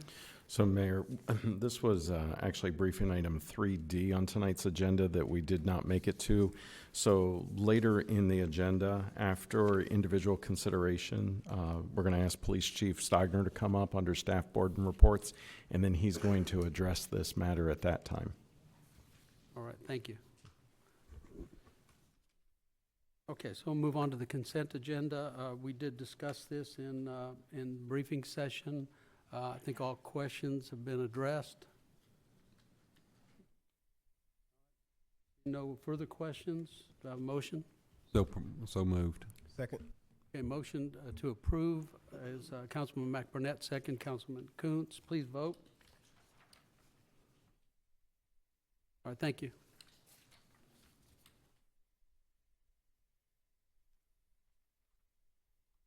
Okay, we'll now move on to items for individual consideration. Take any necessary action as a result of executive session. We're still going to return into executive session, so there's no action to be taken at this point in time. However, we will, when we come back out into open session, report on any action that is to be taken. Item B, consider a resolution casting the City of Duncanville's 15 votes for a member of the Board of Directors of the Dallas Central Appraisal District. Mr. Keys. Thank you, Mayor and Council. So we did do a briefing on this last meeting. Mentioned that we had the ballot, sent the ballot out to you, asked to receive nominations. I put those nominations in the staff report, but we do need to make sure that we get a resolution and actually fill out the ballot to cast your 15 votes for at least one candidate prior to December 15th. So that's why this resolution is before you this evening.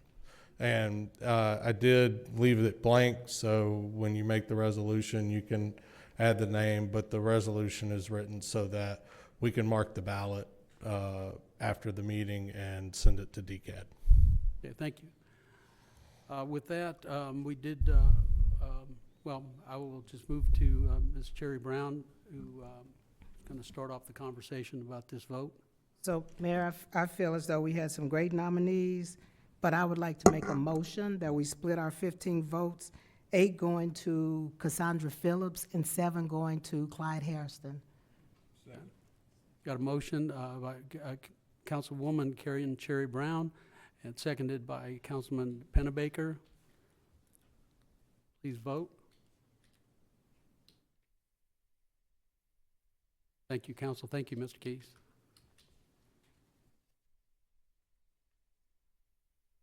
All right, item 5C, consider a resolution approving a contract with Hunden Partners. Mr. Keys. I almost sat down. I forgot I was this one too. So Hunden Partners did come and do a briefing at the last council meeting. They offer a variety of services which were included in the proposal that I attached to the staff report. So if you do it by a price breakdown, if they only did the feasibility analysis, it would be around $58,000. It would be an additional $70,000, give or take, to actually conduct an RFP for the city. They would run the RFP. They would send out the proposals for the RFP. They would receive all of the proposals. They would review the proposals. They would come back to the city and give us their third-party opinion, disinterested opinion in which they felt was the best option for the city. in the feasibility analysis, they would also look at current operations and see if the current way the field house is run in-house is sustainable, and if that would be the best direction for the city versus a third-party company as well. So all of those options are there. The purpose of the 140,000 number, because it doesn't totally add up, is built into their proposal, is some, if they do the RFP, and if we decide to go with a third party, there is the option to do negotiations and have Hunden Partners do those negotiations on their behalf, and they have an hourly rate that was broken out into the proposal, so that when you include that plus any travel that they might incur, that's not included in the final 128,000. That's where the 140 number comes from. So not to succeed, the resolution does include an expenditure of hot funds, which is where the cost would come if the council decides to do that. And I'll entertain any questions. Thank you. Council questions? City Manager? Thank you, Mayor. Mr. Keys, you and I have been discussing this, and just for the benefit of council, I believe from our conversation, we have the ability to direct Hunden Partners to, if we so choose to do an RFP, to include whatever it is we want in the RFP. A lot of that would be dependent on the outcome of what they determine once they do the analysis. So that could include a hybrid model where maybe the city retains ownership of the building, and maybe there's exterior management or in collaboration with ours, or even potentially, if the council so choose to entertain, maybe sale of the building or anything else. Those options could all be listed in the RFP so that any entity interested could respond in such a manner for us to then evaluate that, right? Absolutely, and I think one of the key points there is that we did reach out to some other companies that'll do a feasibility analysis. At the end of the day, those companies want to do a feasibility analysis so that you will go with them. Hunden Partners will do the feasibility analysis and give you the truth about the best, what they feel like is the best option for the city when it comes to the field house. They do not have a stake in it. They are not going to try and take the building over. They will not tell you that a third-party management company is the best way to go if they do not feel like that is the best way to go. As Mr. Finch says, if they do the feasibility analysis, they will give you what they consider is their unvarnished opinion about how you should operate the field house or what you should do with it. And then, as he stated, once they get to the RFP process, if that's what you decide to do, you can guide and direct that RFP process so that it is not, again, it won't be a third party that comes in and says, really, you should go with us. Thank you. Councilman McBurnett? Thank you. Mr. Keys, can you tell me when maybe the last time a feasibility study or analysis was done of the field house?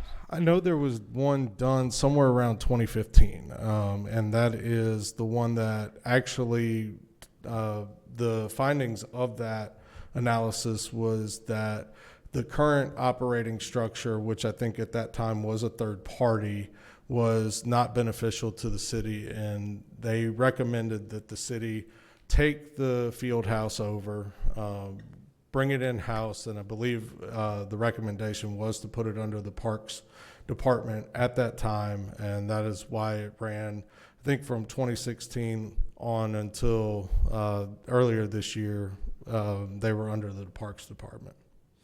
So, Mayor, like a comprehensive plan, everything else, these things, it's been about 10 years. They need to be reviewed. So this is a kind of a win-win situation. I mean, we can get a feasibility study at a certain cost, but if we need something further, we can move that direction. I'm going to make a motion to approve. Okay, we have a motion to approve by Councilman McBurnett. Got a second by Councilman Pennebaker. Any further discussion? Mr. Koontz. So we're approving the contract for the feasibility analysis and the RFP? So, if I may, the reason that we put it this way is the optional RFP, and it's actually laid out as optional in the deal. The one thing I would suggest is approving the whole thing so that if after the feasibility analysis you want to do the RFP, it's already approved. It saves some time. We just go right into it after bringing the results to council rather than having to come back and ask for that money again in another resolution at a different meeting. If we stop at the feasibility analysis, then we stop at the feasibility analysis. All right, any further questions? All right, with that, we have a motion on the table and a second. Please vote. All right, thank you, Mr. Keys. Next up, item 5D, Fire Department EMS response cart for special events. Economic Development Director Victor Barrera. Yes, good evening and thank you. What you have up for your consideration is an application from the fire department for the use of hot funds to purchase a specialized piece of equipment. The piece of equipment is estimated to cost approximately $74,000, and this would assist them with their response time and their ability to manage emergency situations specifically for and during signature events. It's my understanding that in years past, what they've done, and up until recently, what they do is they use a golf cart flatbed as their emergency response vehicle, and they have made do with that. It's not ideal, but this device, this apparatus, this piece of equipment will definitely help with the response and efficiency. But here this evening is Chief Keneally and Assistant Fire Chief Chase that could provide you with additional insights on this piece of equipment and how that would help with our signature events. Mr. Chief Chase, are you want to make some comments additionally? Just here to answer questions? All right. Come up with some good ones. Mr. Veracruz. Thank you, Mayor. So more of a comment than anything, but we trained on these in Dallas Fire Rescue, and these are game changers. What they do is they allow the response time, whereas you can pre-stage them aside where regular ambulances or fire apparatus can't get to. And as an example, the nature preserve down here of Mountain Creek Parkway, before we got one of these, we would have to haul our equipment and ourselves down there sometimes a mile to get to a patient. And depending on what was going on, that's not very good. So definitely a better chance to intercede a lot faster.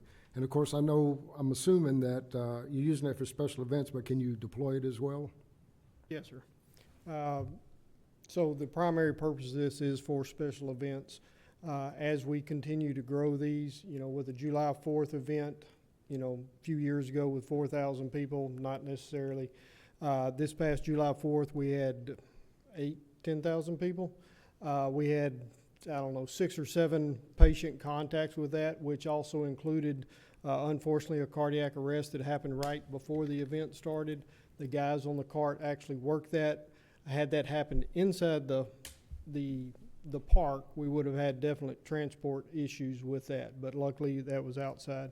The other factor in this is what's included in the quote is a slide-out fire pump that we can change the bed on the back of it into a fire pump to address our wildland-urban interface issues we have.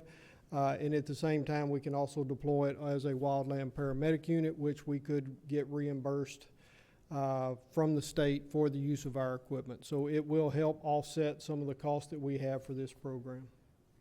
So just one more comment, sir. So as we prepare for the LAD property and whatnot, this thing will get down in there and get, especially where no fire apparatus or ambulance can get to. So that's it, sir. Thank you. All right. Mr. Kuntz. Thank you, Mayor. So because this is, the use is primarily for special events, it does qualify for hot fund expenditure. Okay, thank you. Okay, one question, what's this run off of? Is it gas-powered? Yes, it Okay. is gas. It's I was a- looking for The tailpipe. one we're when I at, said- looking at is a Can-Am. We do have two sets of tires for it, one off-road, one street tires to run the parades and things like that, so we don't wear these out. And it does come with a trailer with storage, so we can haul it. You know, we don't have to drive it through the city. Should there be, you know, the city event, we can haul it down there with our utility truck, which we have, you know, in the department's fleet. All right.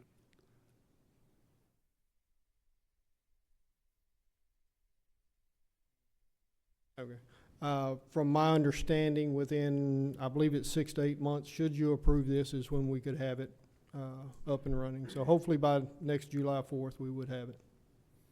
Thank you. Council, any further questions or comments? Not, I'll entertain a motion. So moved. Motion to approve by Councilman Mac Burnett, second by Councilwoman Karen Cherry Brown. Please vote. Thank you. Thank you all very much. Okay, last item on the agenda, item 5E, consider resolution authorizing approval of incentive grants, North Texas Care Clinic, 726 South Cockrell Hill. Mr. Barrera? Yes, thank you. This evening, what you have for consideration is a grant application from an existing business, a longtime business in the community that's looking to make a move, only because they're experiencing quite a bit of growth, and they found an opportunity for them to stay in the community as well as have an opportunity to purchase the property. So the property is 726 South Cockrell Hill. It's on the east side of Cockrell Road. Just it's one of the outlots by the Winco. This property has been vacant for some time and certainly in need of some TLC. And so what we have is the original grant request at approximately $229,000 for the complete interior and exterior renovations. And at this point, it's expected that once the renovations are completed, that the property will increase by more than 50%. This is the total breakdown of the proposed improvements in its totality. You have the breakdown with the paint, the landscaping, the signage. This was all presented to the DCEDC a couple of weeks ago. And after their presentation, they recommended a dollar amount of approximately $98,000. And what you have in front of you is the breakdown of the $98,000. And that was directed towards landscaping, signage, facade and architecture, and pavements. What you have here is just the proposed landscape plan and some of the plantings that are proposed around the property at the building foundation and in the parking area, just to accentuate the parking of the property and also use it as a deterrent for some of the nuisances that the owners are currently experiencing with adjacent properties and adjacent uses. What you have here is the proposed signage both on the street and on the wall of the building. Some of the pictures of the interior condition and just the work that was necessary. Just aerial picture, and again, just pictures of the condition of the building and just the condition of the parking lot, and just how there's areas that just need to be repaired and or resurfaced. And what you have on the bottom right is just an image of what the landscaping and the finished product will look like once all the renovation and improvements are completed. And this is just an artist rendering of the completed product, both exterior and interior. What this means for the city is we're talking a potential job creation of an additional 14 jobs. The current estimated revenue is $500,000, but after the expansion and improvements, you're looking at increase almost double in revenue. The current property value is estimated at being approximately $933,000, and the estimated value after the improvements are approximately 1.4. This evening, we have representatives from North Texas Care Clinic to answer any questions, but really to share with you what this move means for them and how it impacts the community. Thank you. Evening, and thank you for allowing us to speak on behalf of North Texas Care Clinic. My name is Dr. Kelly Randall, and I'm also standing here on behalf of my partner, Dr. Terrence Taylor. He established North Texas Care Clinic here in the city of Duncanville 10 years ago this November, and is a son of the city. He was raised here, went to high school here. Mother still lives in the community. And so it's very important for us that as our business and our brand expands, that we stay here in the city of Duncanville to serve the people of Duncanville. We see a lot of patients in our office who otherwise would not receive care. They're either underinsured or have Medicaid, and I'm not sure how much you guys know about the current face of what medicine looks like. More and more physicians are actually going to a cash pay model because it just is not lucrative and not able to keep the doors open and the bills paid. But it's important to us that we continue to care for this community and the people of this community. And so our vision is very bright and broad for the practice. We are currently at 529 West Wheatland. So we are moving to a bigger space, more visibility. We have ambitions of offering urgent care services in the future, which currently does not exist in the city of Duncanville. We provide Saturday hours for patients because it doesn't do you any good to have insurance if you can't use it. Most doctors' offices are open Monday through Friday, so we do have Saturday hours for our residents. We're also looking at expanding and becoming a federally funded healthcare center, which offers a lot of benefits to those patients who are self-pay and cannot afford to utilize healthcare services. So we are super grateful to even be in front of you and to have this opportunity. But again, we could have moved our practice anywhere, and Duncanville is where we were born and where we will stay. So we appreciate your support, and any questions you have, I'd be glad to answer. Yes, I have a question for Mr. Barrera, and thank you for keeping your business here in Duncanville first and foremost. I think on one of your slides, and I didn't catch the page, you showed the construction cost or architectural cost at $149,000. That's what the grant is. And my question is, what, in terms of the actual cost of the facade and architectural, and I'm assuming that means interior as well. Is that correct? Yes, that's the plans. My understanding, and please correct me if I'm wrong. It's the development of the permit plans, the plans for the exterior improvements. If you look at, bear with me here, the roof had to be recompleted. We can get a little. Yeah. It's a long story. Not a problem. My name is Labor Michelle Terrell, and I'm actually project managing the project. The facade and architectural is just primarily the external portion of the building, primarily the roof, because it is traditional tar and gravel, and the building has actually suffered from quite a bit of leakage, water intrusion, and things of that nature. So part of the facade included replacing the roof from tar and gravel, upgrading it to a TPO type of roof style, in addition to the metal seams. Those metal seams are the original seams of the building, and from some of the pictures you see that some of the seams are openings. There are openings at the seams, which also causes further water intrusion in the building. So that's the facade and architectural piece.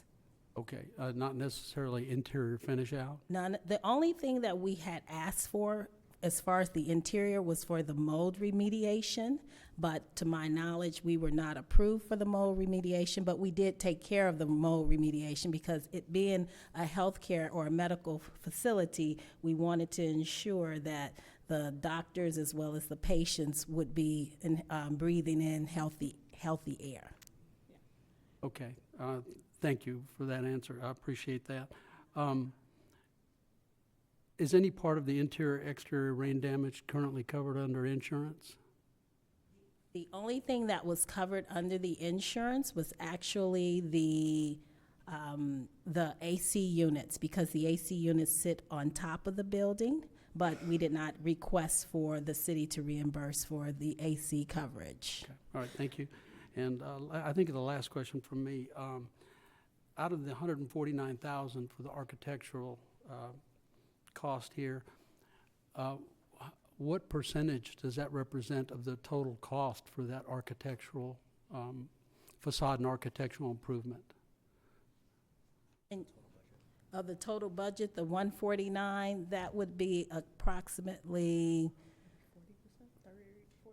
the total budget is 229. Hold on, I have it right here. And I guess as a little caveat, the building, we are actually currently leasing the building to own. Okay. And so when we took over, we did not know that there was molds. We were actually stripping the wallpaper to paint, and all of this was a lovely surprise. So we were not budgeting for what's turned into basically over a $300,000 project.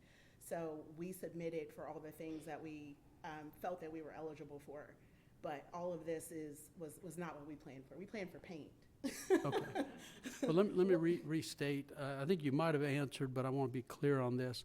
So for the facade and architectural that is represented under that $149,000 request, is that the total cost for your facade and architectural work? No, it's not. Okay, so the doctors or the owners of the company are picking up some amount of that? Yes. And that's what I'm looking for. What is that? Do you know what that amount is? Our total budget now is up to 380 is what we're looking at to do the entire project. Well, that's for the entire project. Yeah. And so the vast majority of that is the roof, new floors, because this building, I'm not sure if you guys recall, but it was previously a Care Now. Then it got taken over by a pain management clinic, and then it sat vacant for 18 months. So all of this damage occurred over an 18-month period where it was not being cared for. So we literally have stripped down to the studs the entire building, had to re-drywall the entire building, new flooring throughout. There was nothing we could salvage. So that is the infrastructure budget. This is not even outfitting the clinic. This is literally just to get us in the door. Okay. But it's about 45% because they've approved about 68,000 of that 149 facade and architectural budget. That's what I was looking for. Thank you. Gotcha. I should have phrased it better. I'm sorry. Last question. What was the vote from the DCEDC on this request? My recollection is that it was a unanimous vote on the 98,000. Okay. All right. Councilwoman Gooden? Thank you. Thank you, Mayor. I think I kind of recall watching the DCEDC meeting with this, and the exterior, you were not anticipating that because of the nuisance and the damage that's been caused by just vandalism, and that created a higher budget and more exterior necessities that needed to be taken care of because of an unanticipated damage that was caused, correct? Correct. Yes, so with the unanticipated money required to bring it up to speed just to get into the door, and then you remove the wallpaper, and then the mold was exposed, and you start discovering other things. So where I'm getting to is the investment you're making just to stay in Duncanville.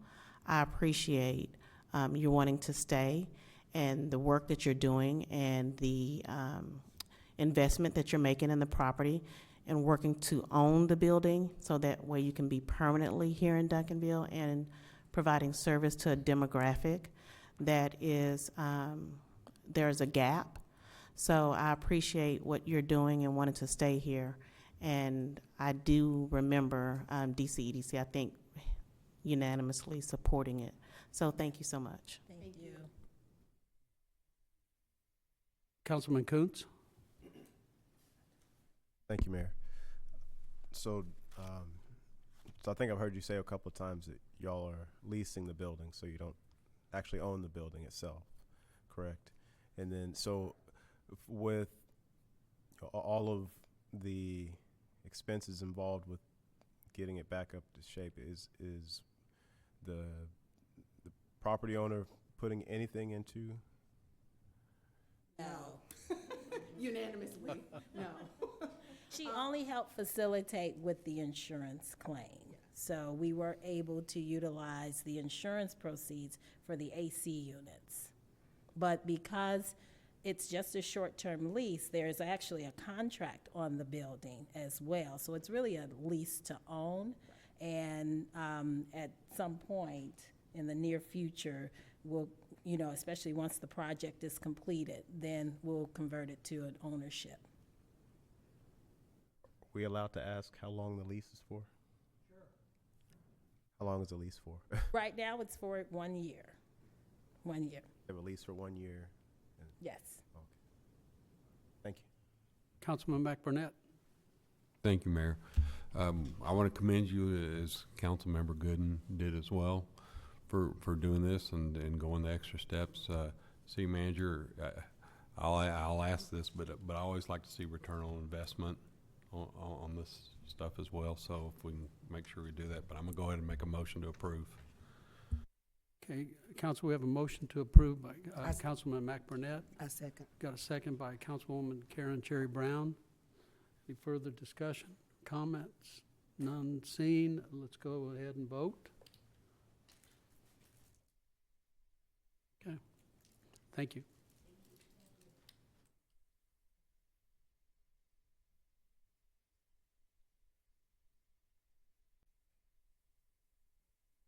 Okay, so we'll move on to item 6, staff and board reports. Council briefing on chapter. I would suggest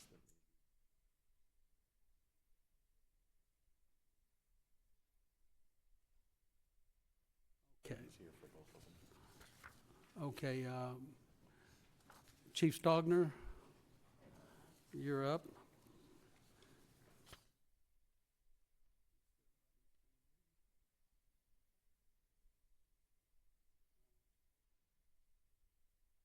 We're actually going to drop back on an item that we missed in the briefing session because of a time constraint, and that's a briefing on the Pyburn Park speeding analysis.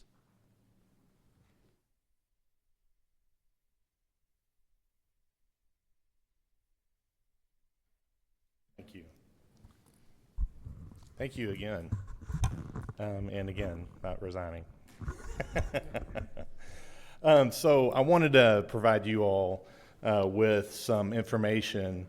As you can imagine, we get a tremendous amount of complaints, whether it's speeding, other things, and it's ultimately up to me to determine where our resources are pushed to help minimize or eradicate these things. So I wanted to bring this to your attention so you know that we do a lot of analysis when it comes to speeding, because it's really easy for us to do, and it provides us very good data on, okay, is the information that we're receiving, or the perception actually true, and is it something that we need to go out there and enforce? So this is what this will talk about. It's going to be very brief. So just so everybody knows where Pyburn Park is, some little historical information. When I started here, that was the community room there at the Hollywood Park, and it had a swimming pool, but they converted it into a park, or we did. It's a very nice park. The speed limit on Astaire Avenue in Hepburn is 30 miles an hour. So our current speed limit signs in that neighborhood far exceed any other subdivision that we have in the city. If you notice, we have 25 15-mile-an-hour speed limit signs, and they are identified as the pink dots. And then we have 9 30-mile-per-hour signs, which are in blue. And then the Willow Run edition, just further south, have the 3 40-mile-an-hour speed limit signs, which is depicted there on Daniel Dale Road. So that entire neighborhood is the prima facie speed limit's 30 miles an hour. So there is a tremendous amount of signage out there. Again, from what I understand, I believe more signs were requested out there as well. And I'm not sure where that is. It's certainly not under my purview. But just so you know, the traffic code falls under us, obviously. They show the prima facie speed limit as 30 miles an hour in an urban district, which is what you have here, in 15 miles an hour in an alleyway. And then our city ordinance depicts the same. whether it's on streets or highways or in the alleyway. So there are a tremendous amount of signs there. So our speed limit signs, I'll go back to actually this. So if you see where Hayworth and Astaire intersect, we had one of our in the middle there on Astaire Avenue and one on Avenue of the Stars. So we have multiple jam bars that we'll put out. We'll put out normally for about 7 days to get us good data. So with that, it analyzed over 3,700 vehicles during that time. With the speed limit, obviously set at 30. The fastest speed was 36, which showed an enforcement rate of low. So you notice their enforcement or enforceable violations, there were 0, which means had we sat there, we would not have detained any vehicle. So 30 miles an hour is the speed limit. Yes, you are technically speeding if you're going 31 miles an hour. Is it reasonable to issue you a citation for 31 miles an hour? Probably not. So we set an enforceable rate. So what's reasonable? What is reasonable to you as far as speeding? So ours is 10 miles an hour over. If you are traveling 10 miles an hour over the speed limit, it is reasonable that you should know that you're speeding. And that is what we classify as enforceable. So with that, there were no vehicles over that enforceable rate during that time with 3,700 vehicles analyzed. So when I get that data, how can I add people out there when there's so many other high enforceable ratings that we receive on these speed analysis? So this is just data that I use when I deploy my resources. So with that, I'll take any questions. So, Chief, based on that data, is it fair to say that you don't believe that the resources of the Duncanville Police Department would be adequately used by positioning them around Pyburn Park? That's correct. And so you believe that our resources should be used in other areas of the city where we have similar data that actually depicts a higher need? Yes, sir. And Chief, would you also suggest that the results of this analysis here would not validate the use of speed bumps, the necessity for the use of speed bumps? That's correct. The data is pretty obvious.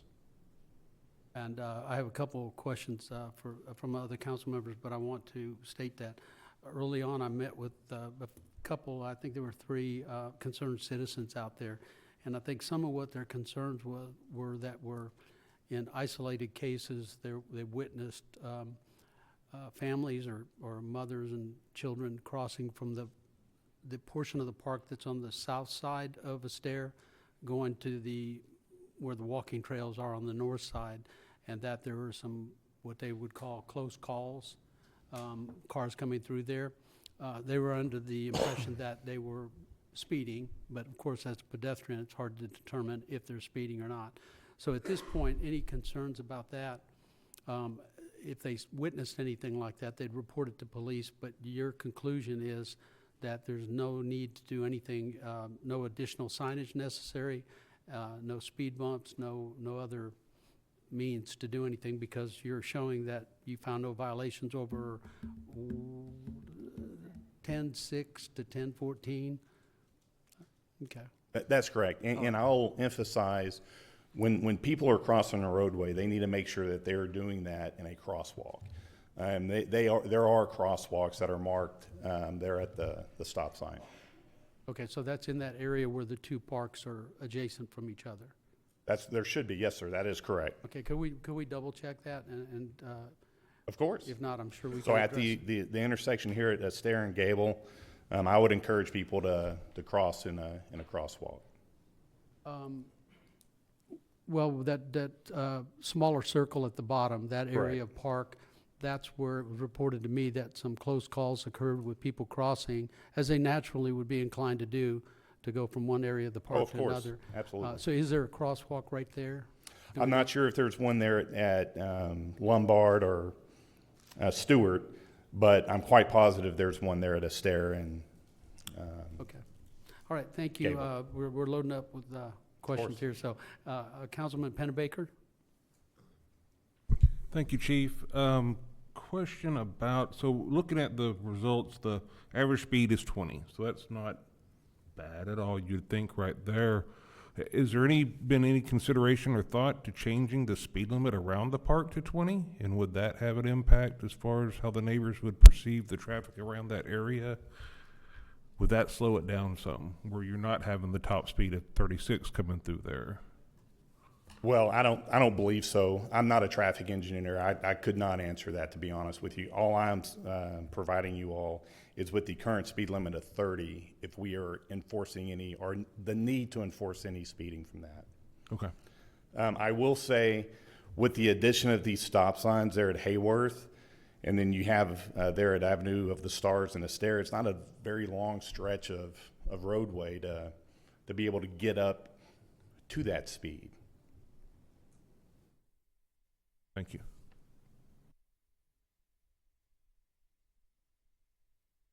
Thank you, Mayor. Kind of along those lines, so, I mean, is there any way to objectively determine what speeds are, because, if they were reduced to 20, I mean, what speeds are, again, some way to objectively determine if they're actually safer? To say, okay, with this stretch of road, like you said, and with this degree of bend, with these adjacent perpendicular streets, I mean, is there any kind of data to say, okay, in that particular area, 15 miles per hour objectively is the safest speed, or 20 miles per, I mean, is there any way with that? I can't, no, sir. What I can tell you is we have not investigated any pedestrian accidents in that area. City Manager. So, thank you, Mayor. So, Councilmember Kuntz, I mean, really, it's a legitimate question. It's a fair question. It's probably the chief, with all due respect, he's a great guy and knows a lot about police work, but he's not a traffic engineer. And that's the question, I think, that you're asking really relates to a traffic engineer. Whether or not the council wanted to invest the money in doing some traffic engineering analysis around that, I mean, we could certainly talk about that and discuss that as an additional topic, but that's really where you would get that level of detail. No, I just had one additional question. So I've been down this road several times before you were chief, and multiple streets in my district, Center, Cherry, there's several, Acton, where similar study had been done, and a couple of them multiple times, and the same results, right? The data shows that no additional speed measures are warranted, and so this enforcement rating is low. But you mentioned that there are other places in the city where these studies have been done that have shown to have a high enforcement rating. That's correct, yes. Since we're not talking about those, I want to ask where they are, but that's good to know. Councilman McBurnett. Thank you, Mayor. Chief, I guess my question is, I do see this and I appreciate this information. Now, how often or frequent are speed analysis done? And, is it based upon, like, you're getting a bunch of calls for like this area, and when is the decision made to do a speed analysis? So when we got these devices, when I say we get a lot, we do get a lot, and we do send these out. For instance, we just did one at Hill City. We got some information there, and I have that data now. If we don't have these complaints, and I have our traffic division go out and deploy them in areas, that way when we do have this information, or we get something from a particular neighborhood, I can pull that data because we have it there, and I can say, listen, there's not really much we can do about this. We'll set it back out. Maybe there's an anomaly. And let's be honest. Again, 31 miles an hour speeding. The speed limit's 30. There are anomalies when it comes to, is somebody in an emergency when they're driving down. I heard some people saying, well, I stand on the side of the road and I can see them speeding. I've been doing this job for 27 years, and I have yet to be able to see a vehicle speeding and say, well, they're going 48 miles an hour or 49 miles an hour. That's why we have radars. That's why we use this data for that information. Okay, thank you. Councilwoman Gooden? Thank you, Mayor. Thank you, Chief. We have gotten, and I'm pretty sure Councilwoman Cherry Brown, because this is her district, gotten a number of calls about the concerns around the Pyburn Park. And I've asked if we can just at least do a study to see if the speed limit at this particular park is consistent with other speed limits around the other parks throughout the city of Duncanville. I can't remember. I do know I did receive a response. I can't remember what the response was, if it was consistent with the other speeds around the other parks.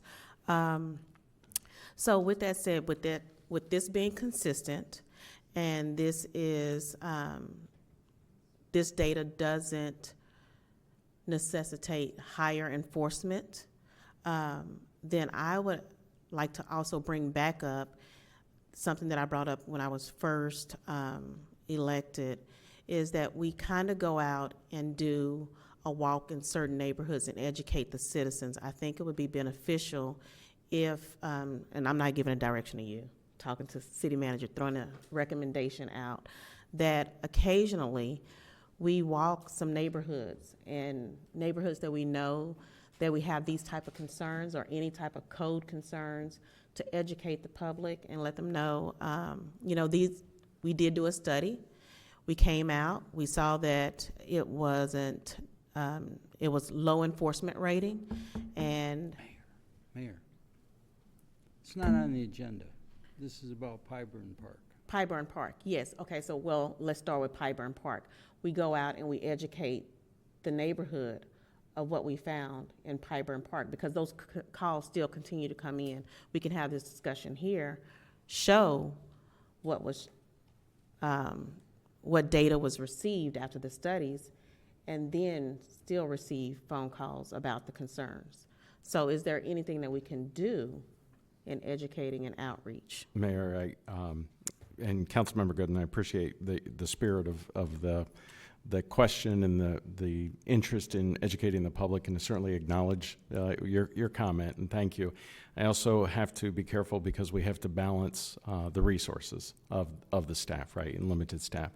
What I will share with you is whether it's Pyburn Park, you know, we talked about at the last council meeting about other sweeps, that maybe that's a strategy that we can employ when we do that in an area like Pyburn Park, when we get to that. I think that it would be challenging just to ask police officers or code enforcement officers to walk a neighborhood like Pyburn Park, but I think as we work on some of those other larger community sweeps and education opportunities, there's an opportunity to share some of that stuff. City No, Manager, thank could you. we, oh, it's all right. Thank you for that, and I do understand we are low on resources and staffing.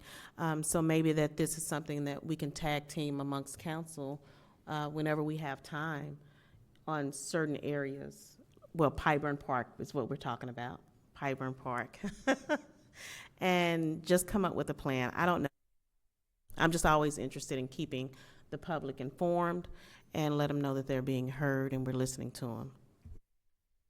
Thank you. Thank you, Councilwoman.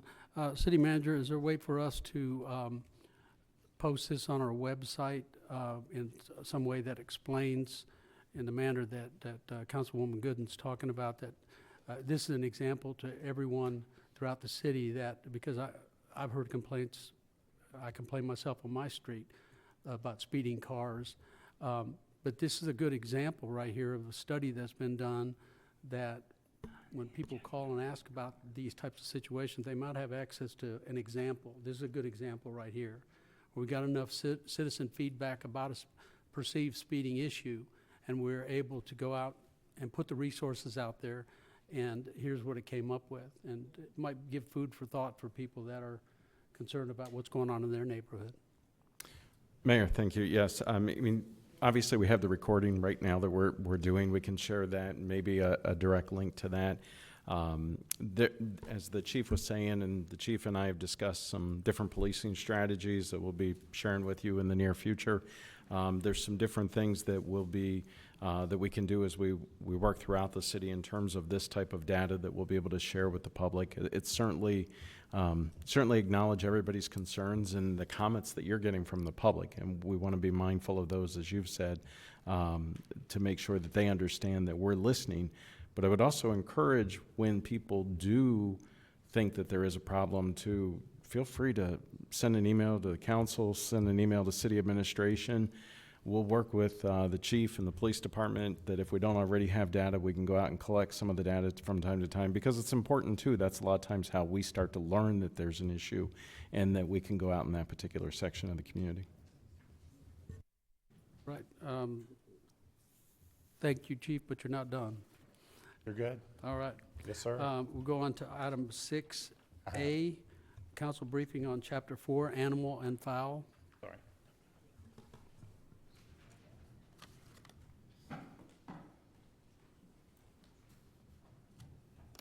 Okay, we've got a change of plans here. Assistant Chief Wilcott and Animal Control Officer Chamberlain. Hello, council, city manager, mayor. Okay, so I'm here to discuss the animal ordinance with you again, but I don't really want to waste your time. I really don't want to waste your time going through all these slides again, all 20 slides. Y'all have seen them twice, 2 or 3 times already, so I know you know what's on them. I'd rather spend the time talking about the things that I know that you're concerned with, and I know because of the feedback that I got regarding the stuff that we presented before. So I won't waste time on the definitions and the grammatical changes that were made, and I'll just get right to the stuff that I know that you want to talk about, and that's dealing with the foul ordinance part of things. So what I did was I took down a few questions that I received, and I want to provide those answers for you so that you have an understanding. So one of the questions that I received was, what's driving the need for the proposal for the foul ordinance? And like I said before, we want to operate within best practices, and we want to be in concert with our neighboring cities. We often help each other out. You know, we have one animal control officer, and sometimes he gets help from Cedar Hill and from DeSoto, and we all kind of want to function the same way and make sure we're doing things the right way. And it's also related to the high call volume that we get regarding the foul. So the next question that I had presented to me was, how many foul-related incidents or calls are we getting? So I'll say this. I had my crime analysis person run the numbers for me. It's not something that our system is set up to keep track of, so she had to figure out how to do that. And it might surprise you to know that between August 2024 and August 2023, there were 799 calls, animal calls, that were related to the 4 words she concentrated on was chickens, hens, fowls, and roosters. 799. That's a lot. So there's a reason why these cities are making adjustments and making changes to their ordinances to try to address the problems, you know, with the fowl. Another question that I was presented with was, how will this impact the citizens who currently own fowl? I don't think that it's going to have a substantial impact. You know, I know that some of you were concerned about them not being able to make a little extra income and things of that nature. I think if anything, it's going to be a positive impact, and significantly so, on the community. One thing it's going to allow us to do is control the amount of fowl that's within the city.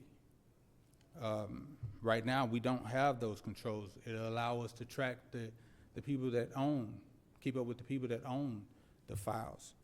And it'll allow us to put some educational material out there on our website and require the owners of the fowl to take a course and get a certificate and present to us to show them that, you know, they understand, you know, the right and proper ways of keeping fowl. And I think that's very important.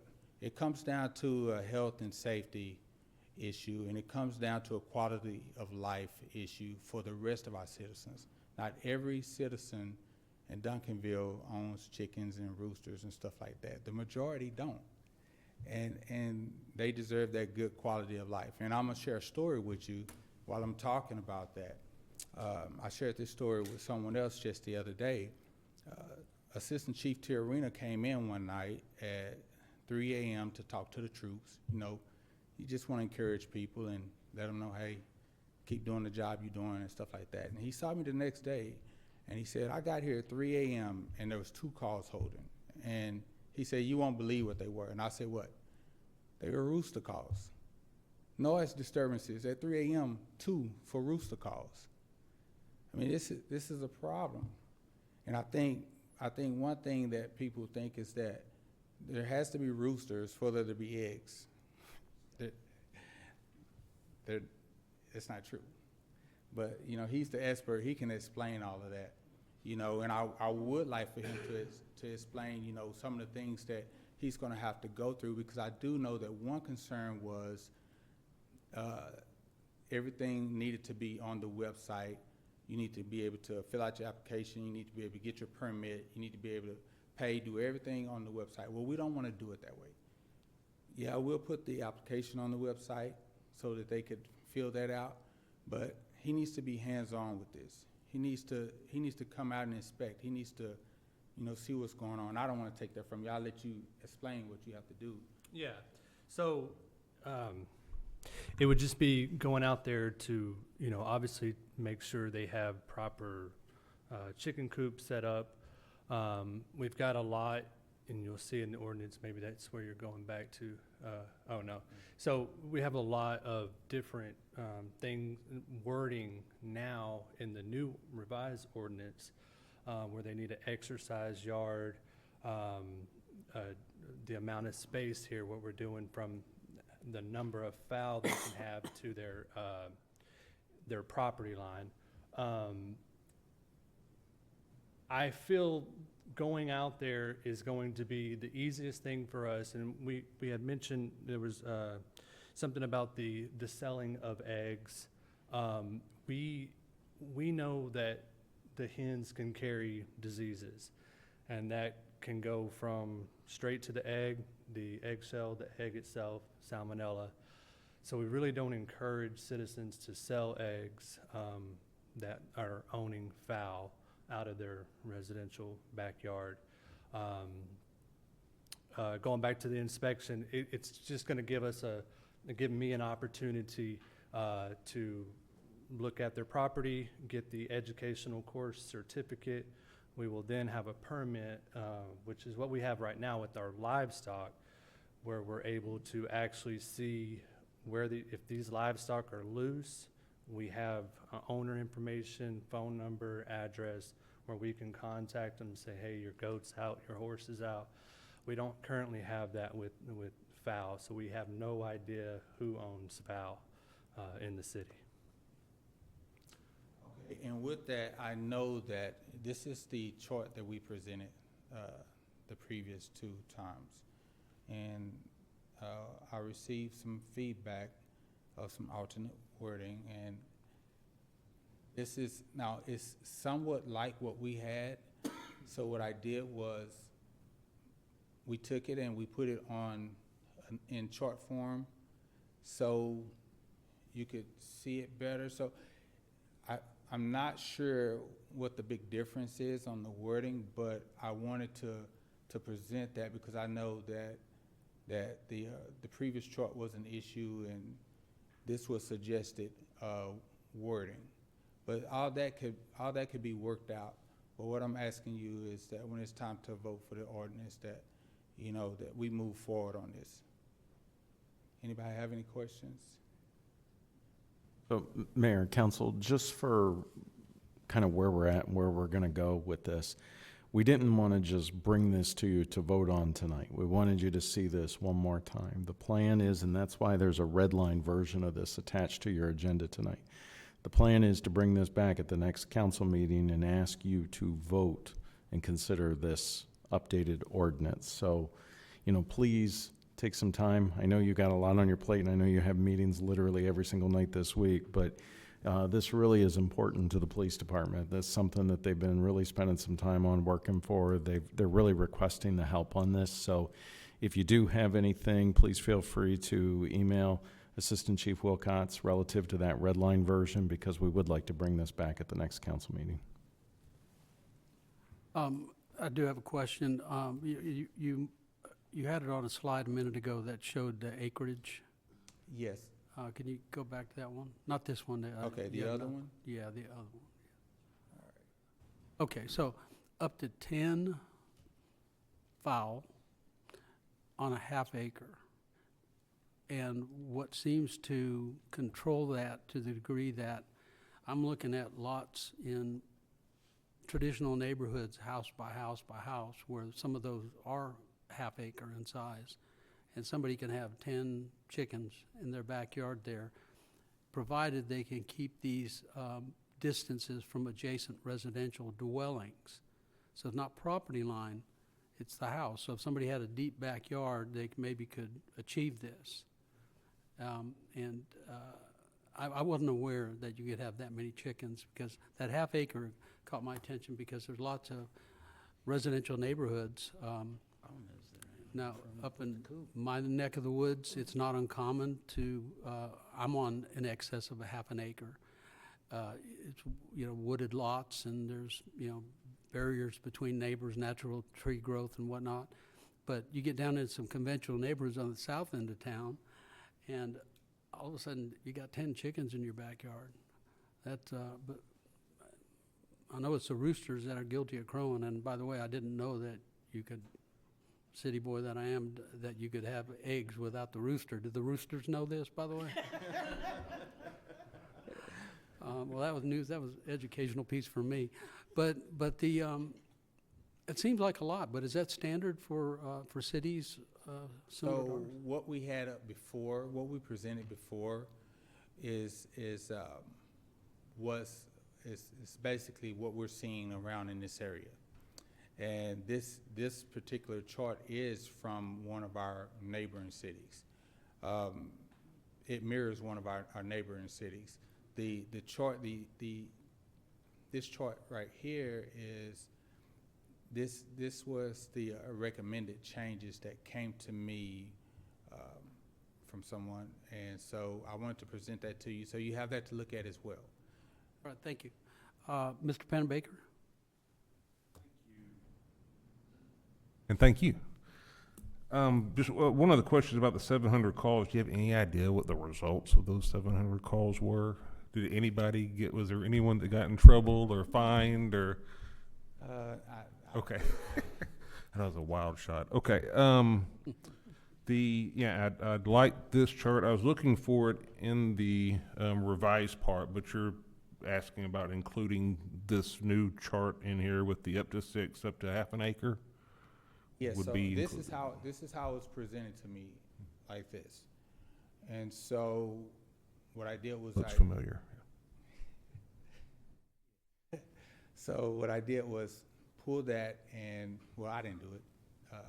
Chamberlain did it. ACL Chamberlain did it. Pull that and put it on there so that you could compare it. Got it. And Mayor, 10 chickens in a half-acre backyard is a lot of fun if you have a lot of snakes back there, because they're real fun to watch chase snakes. I'm learning all kinds of stuff tonight.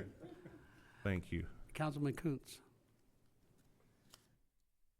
So thank you for showing this to us again for the third time, maybe the fourth time, because we had some briefings in there, and then we had a few in here. So, and I know we also were talking about dogs, but so yeah, of those 799 calls, so what was the nature of those calls? I know you mentioned roosters, but just people were saying, hey, they've got too many chickens. So what I'll try to help you. So our system isn't set up to track those type of calls. So basically what she had to do was go in there and create a search. So when she created the search and she put the time parameters in there, then what it did was spit out like 10,000 calls, I believe. So then she went through those 10,000 calls. It took her a long time to do it. Then she went through those 10,000 calls, to find out which ones were actually animal calls that he was dispatched to. That way she could remove anything that wasn't, you know, related to an animal, you know, the ACO. So, but those calls vary. So it could be, the call could be someone calling about a chicken in the street. Someone could be calling about a loose rooster running around, or crowing, you know, just being loud, or it could be any call. But the majority, speaking with ACO Chamberlain, the majority of the calls he get are noise complaints. And I know that's been a big topic with you all, and I mean. Yeah, well, I know it's a big topic because I wonder if those 700 and so calls, 500 of them are probably from my district, because I mean this is a big topic, at least in my district, and I get lots of calls and emails and people asking about this. Obviously, people who are complaining, but then also the people who own the fowl saying, "Well, I have my rights," et cetera. So, again, I really appreciate y'all bringing this back to us. The only question I have right now is, so like with code enforcement, I know they can't peek over people's fences, they can't take pictures, you know, there's certain limitations as far as going into people's property to enforce things, and sometimes what does the enforcement of this look like if, so people have, you know, too many chickens in their backyard, the neighbor reports them. Obviously, y'all aren't driving, I mean, you're not driving around looking over people's fences and seeing how many chickens they have. So what does the enforcement look like? So majority, I'll start with the actual, when we get a noise complaint, a lot of those come when I'm off duty, 3, 4 in the morning. Sometimes they still may be holding when I get here at 8. I'll go investigate. A lot of times by that point, the rooster is no longer crowing. I still will attempt to leave some literature, maybe a notice on the door, just to give them a heads up that we received a complaint. As far as the looking in, you know, the backyard, how many chickens, we depend a lot on audio and just pictures from neighbors. Like with our barking dogs, we actually have an affidavit where they're required to produce 3 one-minute videos of the dogs barking, and it falls into the same category with the roosters, or, you know, the limitation. Right now, the current ordinance is we don't have a limitation on the number of roosters, so, or hens in general. So if we get a call and someone, you know, says, hey, they have 40 or 50, we'll obviously investigate and make sure there's no cruelty, but ordinance-wise, they can right now have as many as they want. I guess my question really isn't for officers here, but yeah, I'm just wondering about how exactly, when we start talking about, you know, the number of chickens that are permitted, and, you know, you having to go into the yard and count the chickens. You know, somebody says my neighbor's got too many chickens. You know, the neighbor takes a picture, and so he's counting the chickens in the picture. If he can't, so I'm just, you know, how does the enforcement on this work? City Attorney, Just like animal, you can only have so many dogs, cats. You know, it's complaint-based investigation. but when that complaint comes in, your neighbor rats you out because you got 6 dogs, and then Okay. they produce evidence of that, and the animal control guy gets that, or him or her goes and knocks on the door and said, your neighbor's telling me you got 6 dogs. No, I only got 1. Come on in, I'll show you. Okay, but my real question is, No, don't come in. Then I have to go get a warrant. all right. You gotta so get an administrative warrant let me based get on my an question. investigate. Let me get my question out. Let me get my question out. One person at a time can only Okay. talk. All right, so I'd ask a question, so I'm still All right. asking a question. all right, go ahead and finish your questions, please. So you're right. So based on the claim of a neighbor, and I mean, really, the question is trying to protect our officers here. I don't want them to have to be in a situation, a compromising situation, or a very difficult situation, because we haven't prepared I know like we updated the noise ordinance a year or two ago, and we made sure that we put some language in there that protected the officers or whoever was engaging the citizens. And so that's kind of what the questions are about, to make sure that they're protected. It's just like dog. We'll take dogs. I'm started talking about these chickens, ducks, geese, and all right. So if you get a dog, what are you supposed to do with the dog? You get a cat, what are you supposed to do with the cat? You're supposed to get it registered, you're supposed to get it vaccinated, you're supposed to have a license. A lot of people don't. And so when I look up your address and I find out in my records, my license records for the city, and I go, they don't have a license for that dog. Now I got probable cause to knock on the door and go, hey, Fido doesn't have a license. And so where's Fido? Bring him out, and I go, and then he's got 3 other dogs. That's how it happens. And this chicken thing ain't gonna be any different. It's gonna be complaint-based, and our good officers have to use their wile and ingenuity. It's just like, it's police work to some extent. I mean, there's a lot of people in jail because somebody's hunch or someone told somebody else about what somebody else was doing, and a good animal control officer can sniff them out. He's correct. It's not going to be much different than if it was a dog. Sometimes we run into situations where people don't want to be honest or let us see what they have and stuff like that. But it's stuff that we're used to handling, on our level and what we do on a daily basis. So it's not something that we can't handle. We'd be able to enforce the ordinance. Okay, with that, City Attorney, if we're in a situation where it's an adjacent neighbor that's complaining about the chickens, noise, smell, whatever, what prohibits that neighbor from allowing the animal control officer to go to a second-story window in their house to look down in that backyard, or from a ladder in their backyard to look into the alleged offender's backyard? That's a Fourth Amendment argument that you don't have time and I don't have the bandwidth for. That's a long discussion. But if I have permission to reasonably see it from a public place, and I have permission of the adjacent property owner, and I can view into that area, then I can get a warrant because I actually saw it. But I have to be careful. I can't climb the fence. I can't stand on my vehicle at a public place. But the neighbor can invite me to look in, and that's how it happens. Thank you. Councilman McBurnett. Thank you, Mayor. Like Councilman Coots, I appreciate this being done.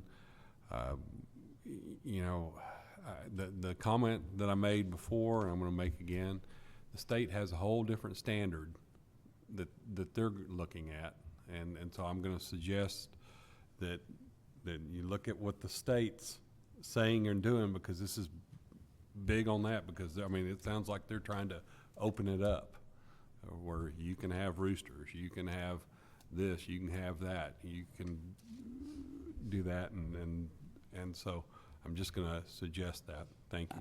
I would suggest that if that happens, that we buy the house next to the governor, and we're going to get a whole lot of chickens, and we'll see how long that lasts. All right, any further comments or questions? Thank you, gentlemen. Thank you.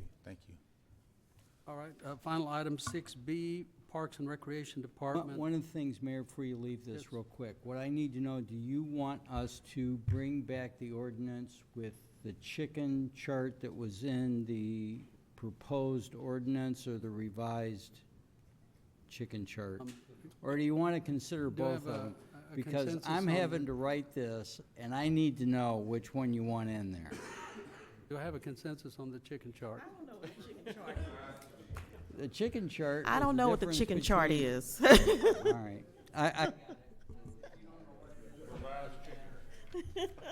Okay, The chicken chart? that one right there. Do we have, Do we have a consensus on that chart that was just up on our screen? It was to- beautiful. for the Yes, city attorney? yes, You got yes. it. All right, thank you. Mr. Stevenson.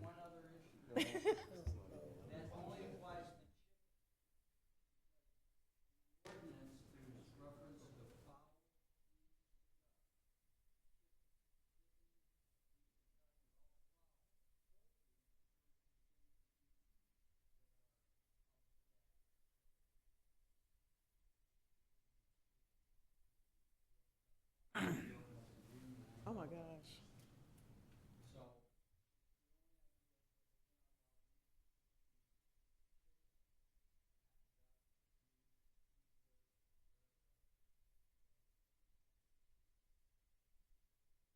Noted.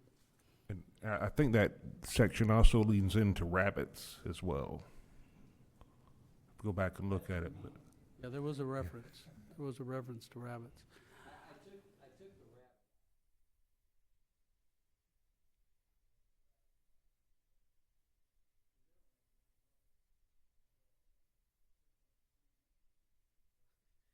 Well, Mr. That's not on the agenda. Mr. yeah, but I'm not a member of the governing body, so it don't matter. Mr. Stevenson. I don't think I could top that.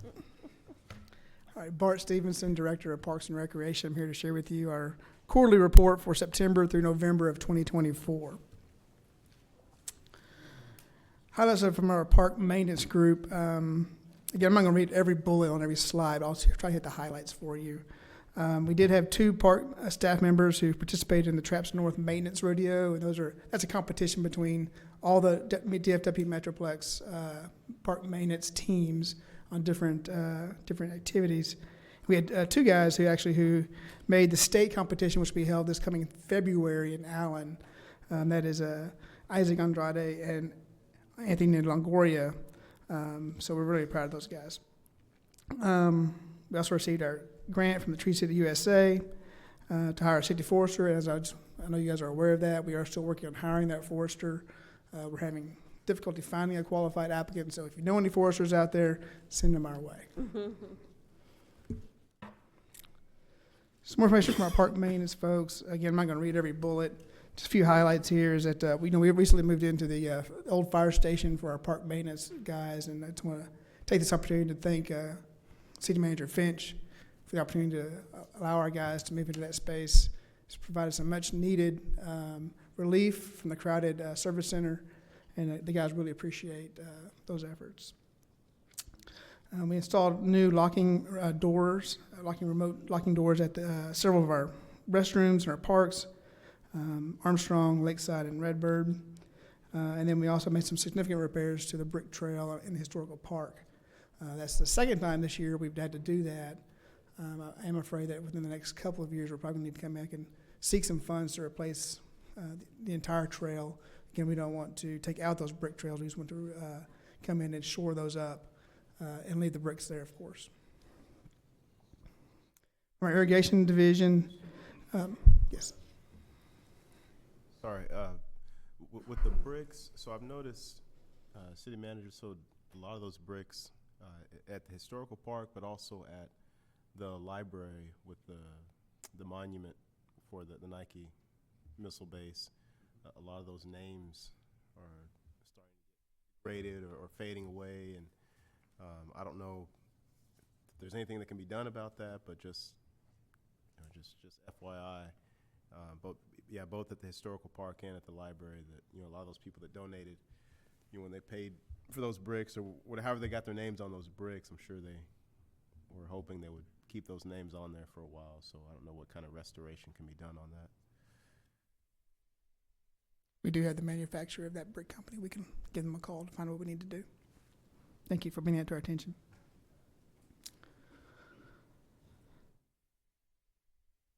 From our irrigation crew, we did complete some significant repairs to our well at Waterview Park. That is a very significant repair for us because that pond, as you know, provides us water to irrigate Harrington Park, saving the city hundreds of thousands of dollars every year. And then we also did 144 splash pad inspections. I'm so pleased with the way our first summer went with the splash pad. A huge success. I will share with you that we went back and used our tracking data that we use with our economic development folks, and we had almost a 40% increase in usage year over year in Armstrong Park, primarily due to the improvements to the Kidsville and the new splash pad. So that's a great accomplishment.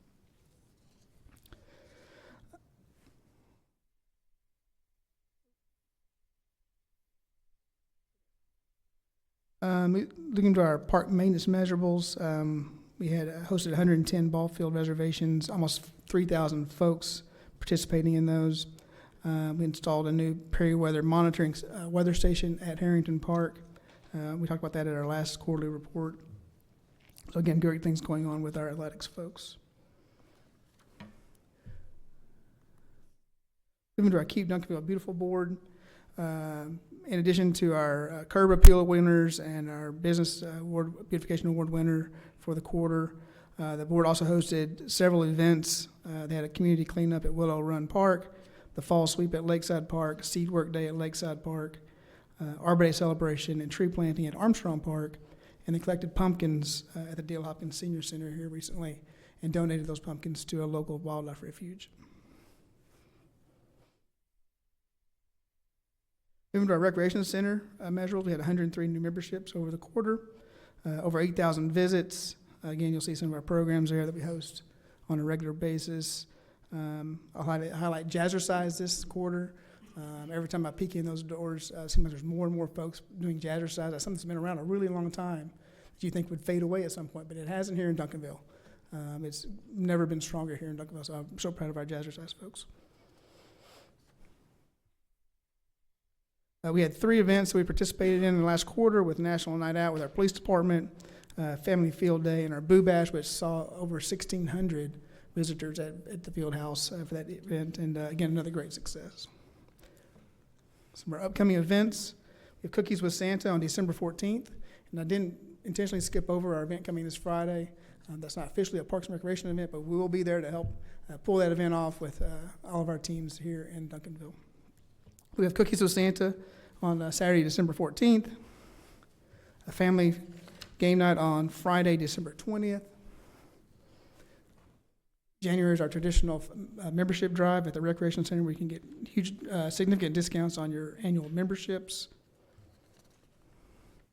And then, of course, our Daddy-Daughter Dance coming up on February 15th.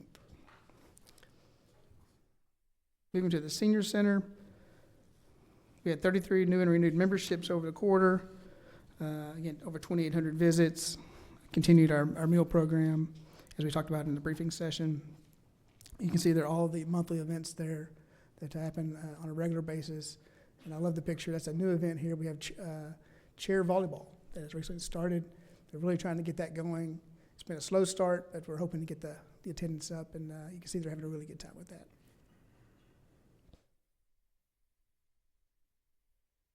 Our last slide here is our bond election projects. As you're aware, we completed Armstrong Park over the past year. Harrington Park, you approved the contract tonight to move forward with phases 1 and 3. Very excited about that. Construction will begin in January. The contractor was actually here tonight and had a chance to visit with him. We'll be getting together soon to begin those planning efforts on starting again this January. Trails, we're going to, again, that's phase 3 of the Harrington project of the bridge and the trail connection to Waterview Park. And then a little bit about the 2 master plan processes. We do anticipate getting the final concepts from Half and Associates within 2 weeks to share with the committee, and then we'll be bringing that forward to council for your consideration in the very near future. In the dog park master plan, we just recently received over the last 2 days the final concept plans for that project as well. I'll be sending that out to the committee tomorrow. And then the anticipation, the next step is to meet with the park board next Monday night at their meeting, and then it'll be coming to council again, probably the first meeting in January. So with that, I'll answer any questions you might have.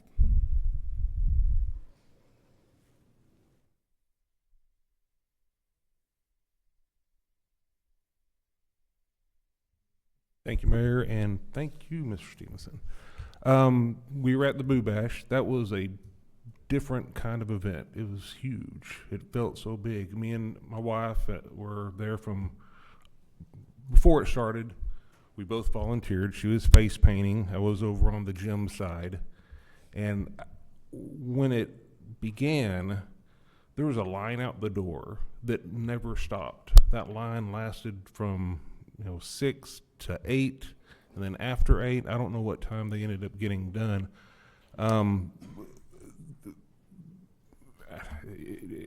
Was it, I guess, you have any measurables on some of the prior ones that they had there? You said 1,600, which was one of my questions. Yeah. We believe 1,600 is, if not a record, is close to a record attendance. We moved down to the field house a few years ago due to that very reason of the rec center and the library could just no longer handle the amount of people who came to that event. We did note that the lines were very long this year, and so we'll be game planning for next year about how we can reduce those lines and make those experiences a little bit better for our folks. It was overwhelming almost. We saw a lot of happy faces. I stayed on the gym side. I probably would have been okay face painting, but I can't sit that long.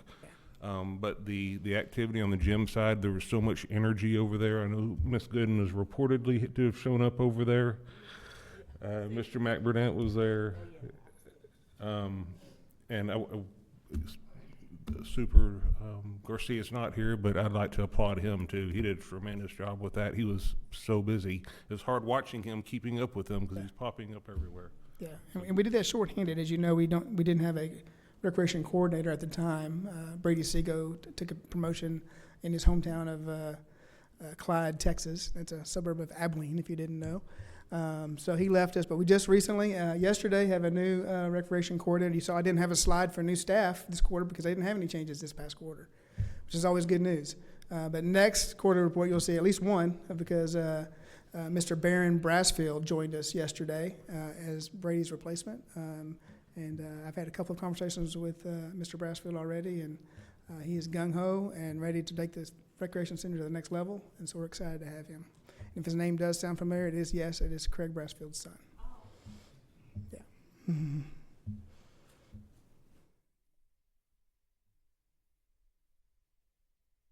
Thank you. Thank you.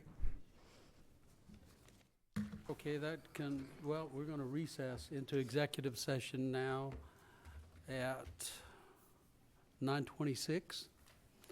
And if there's any action to be taken as a result of executive session, we'll come back out and announce that action. We'll reopen the regular session at 10:31. And there's no further action to be taken as a result of executive session. And we are hereby adjourned at 10:32.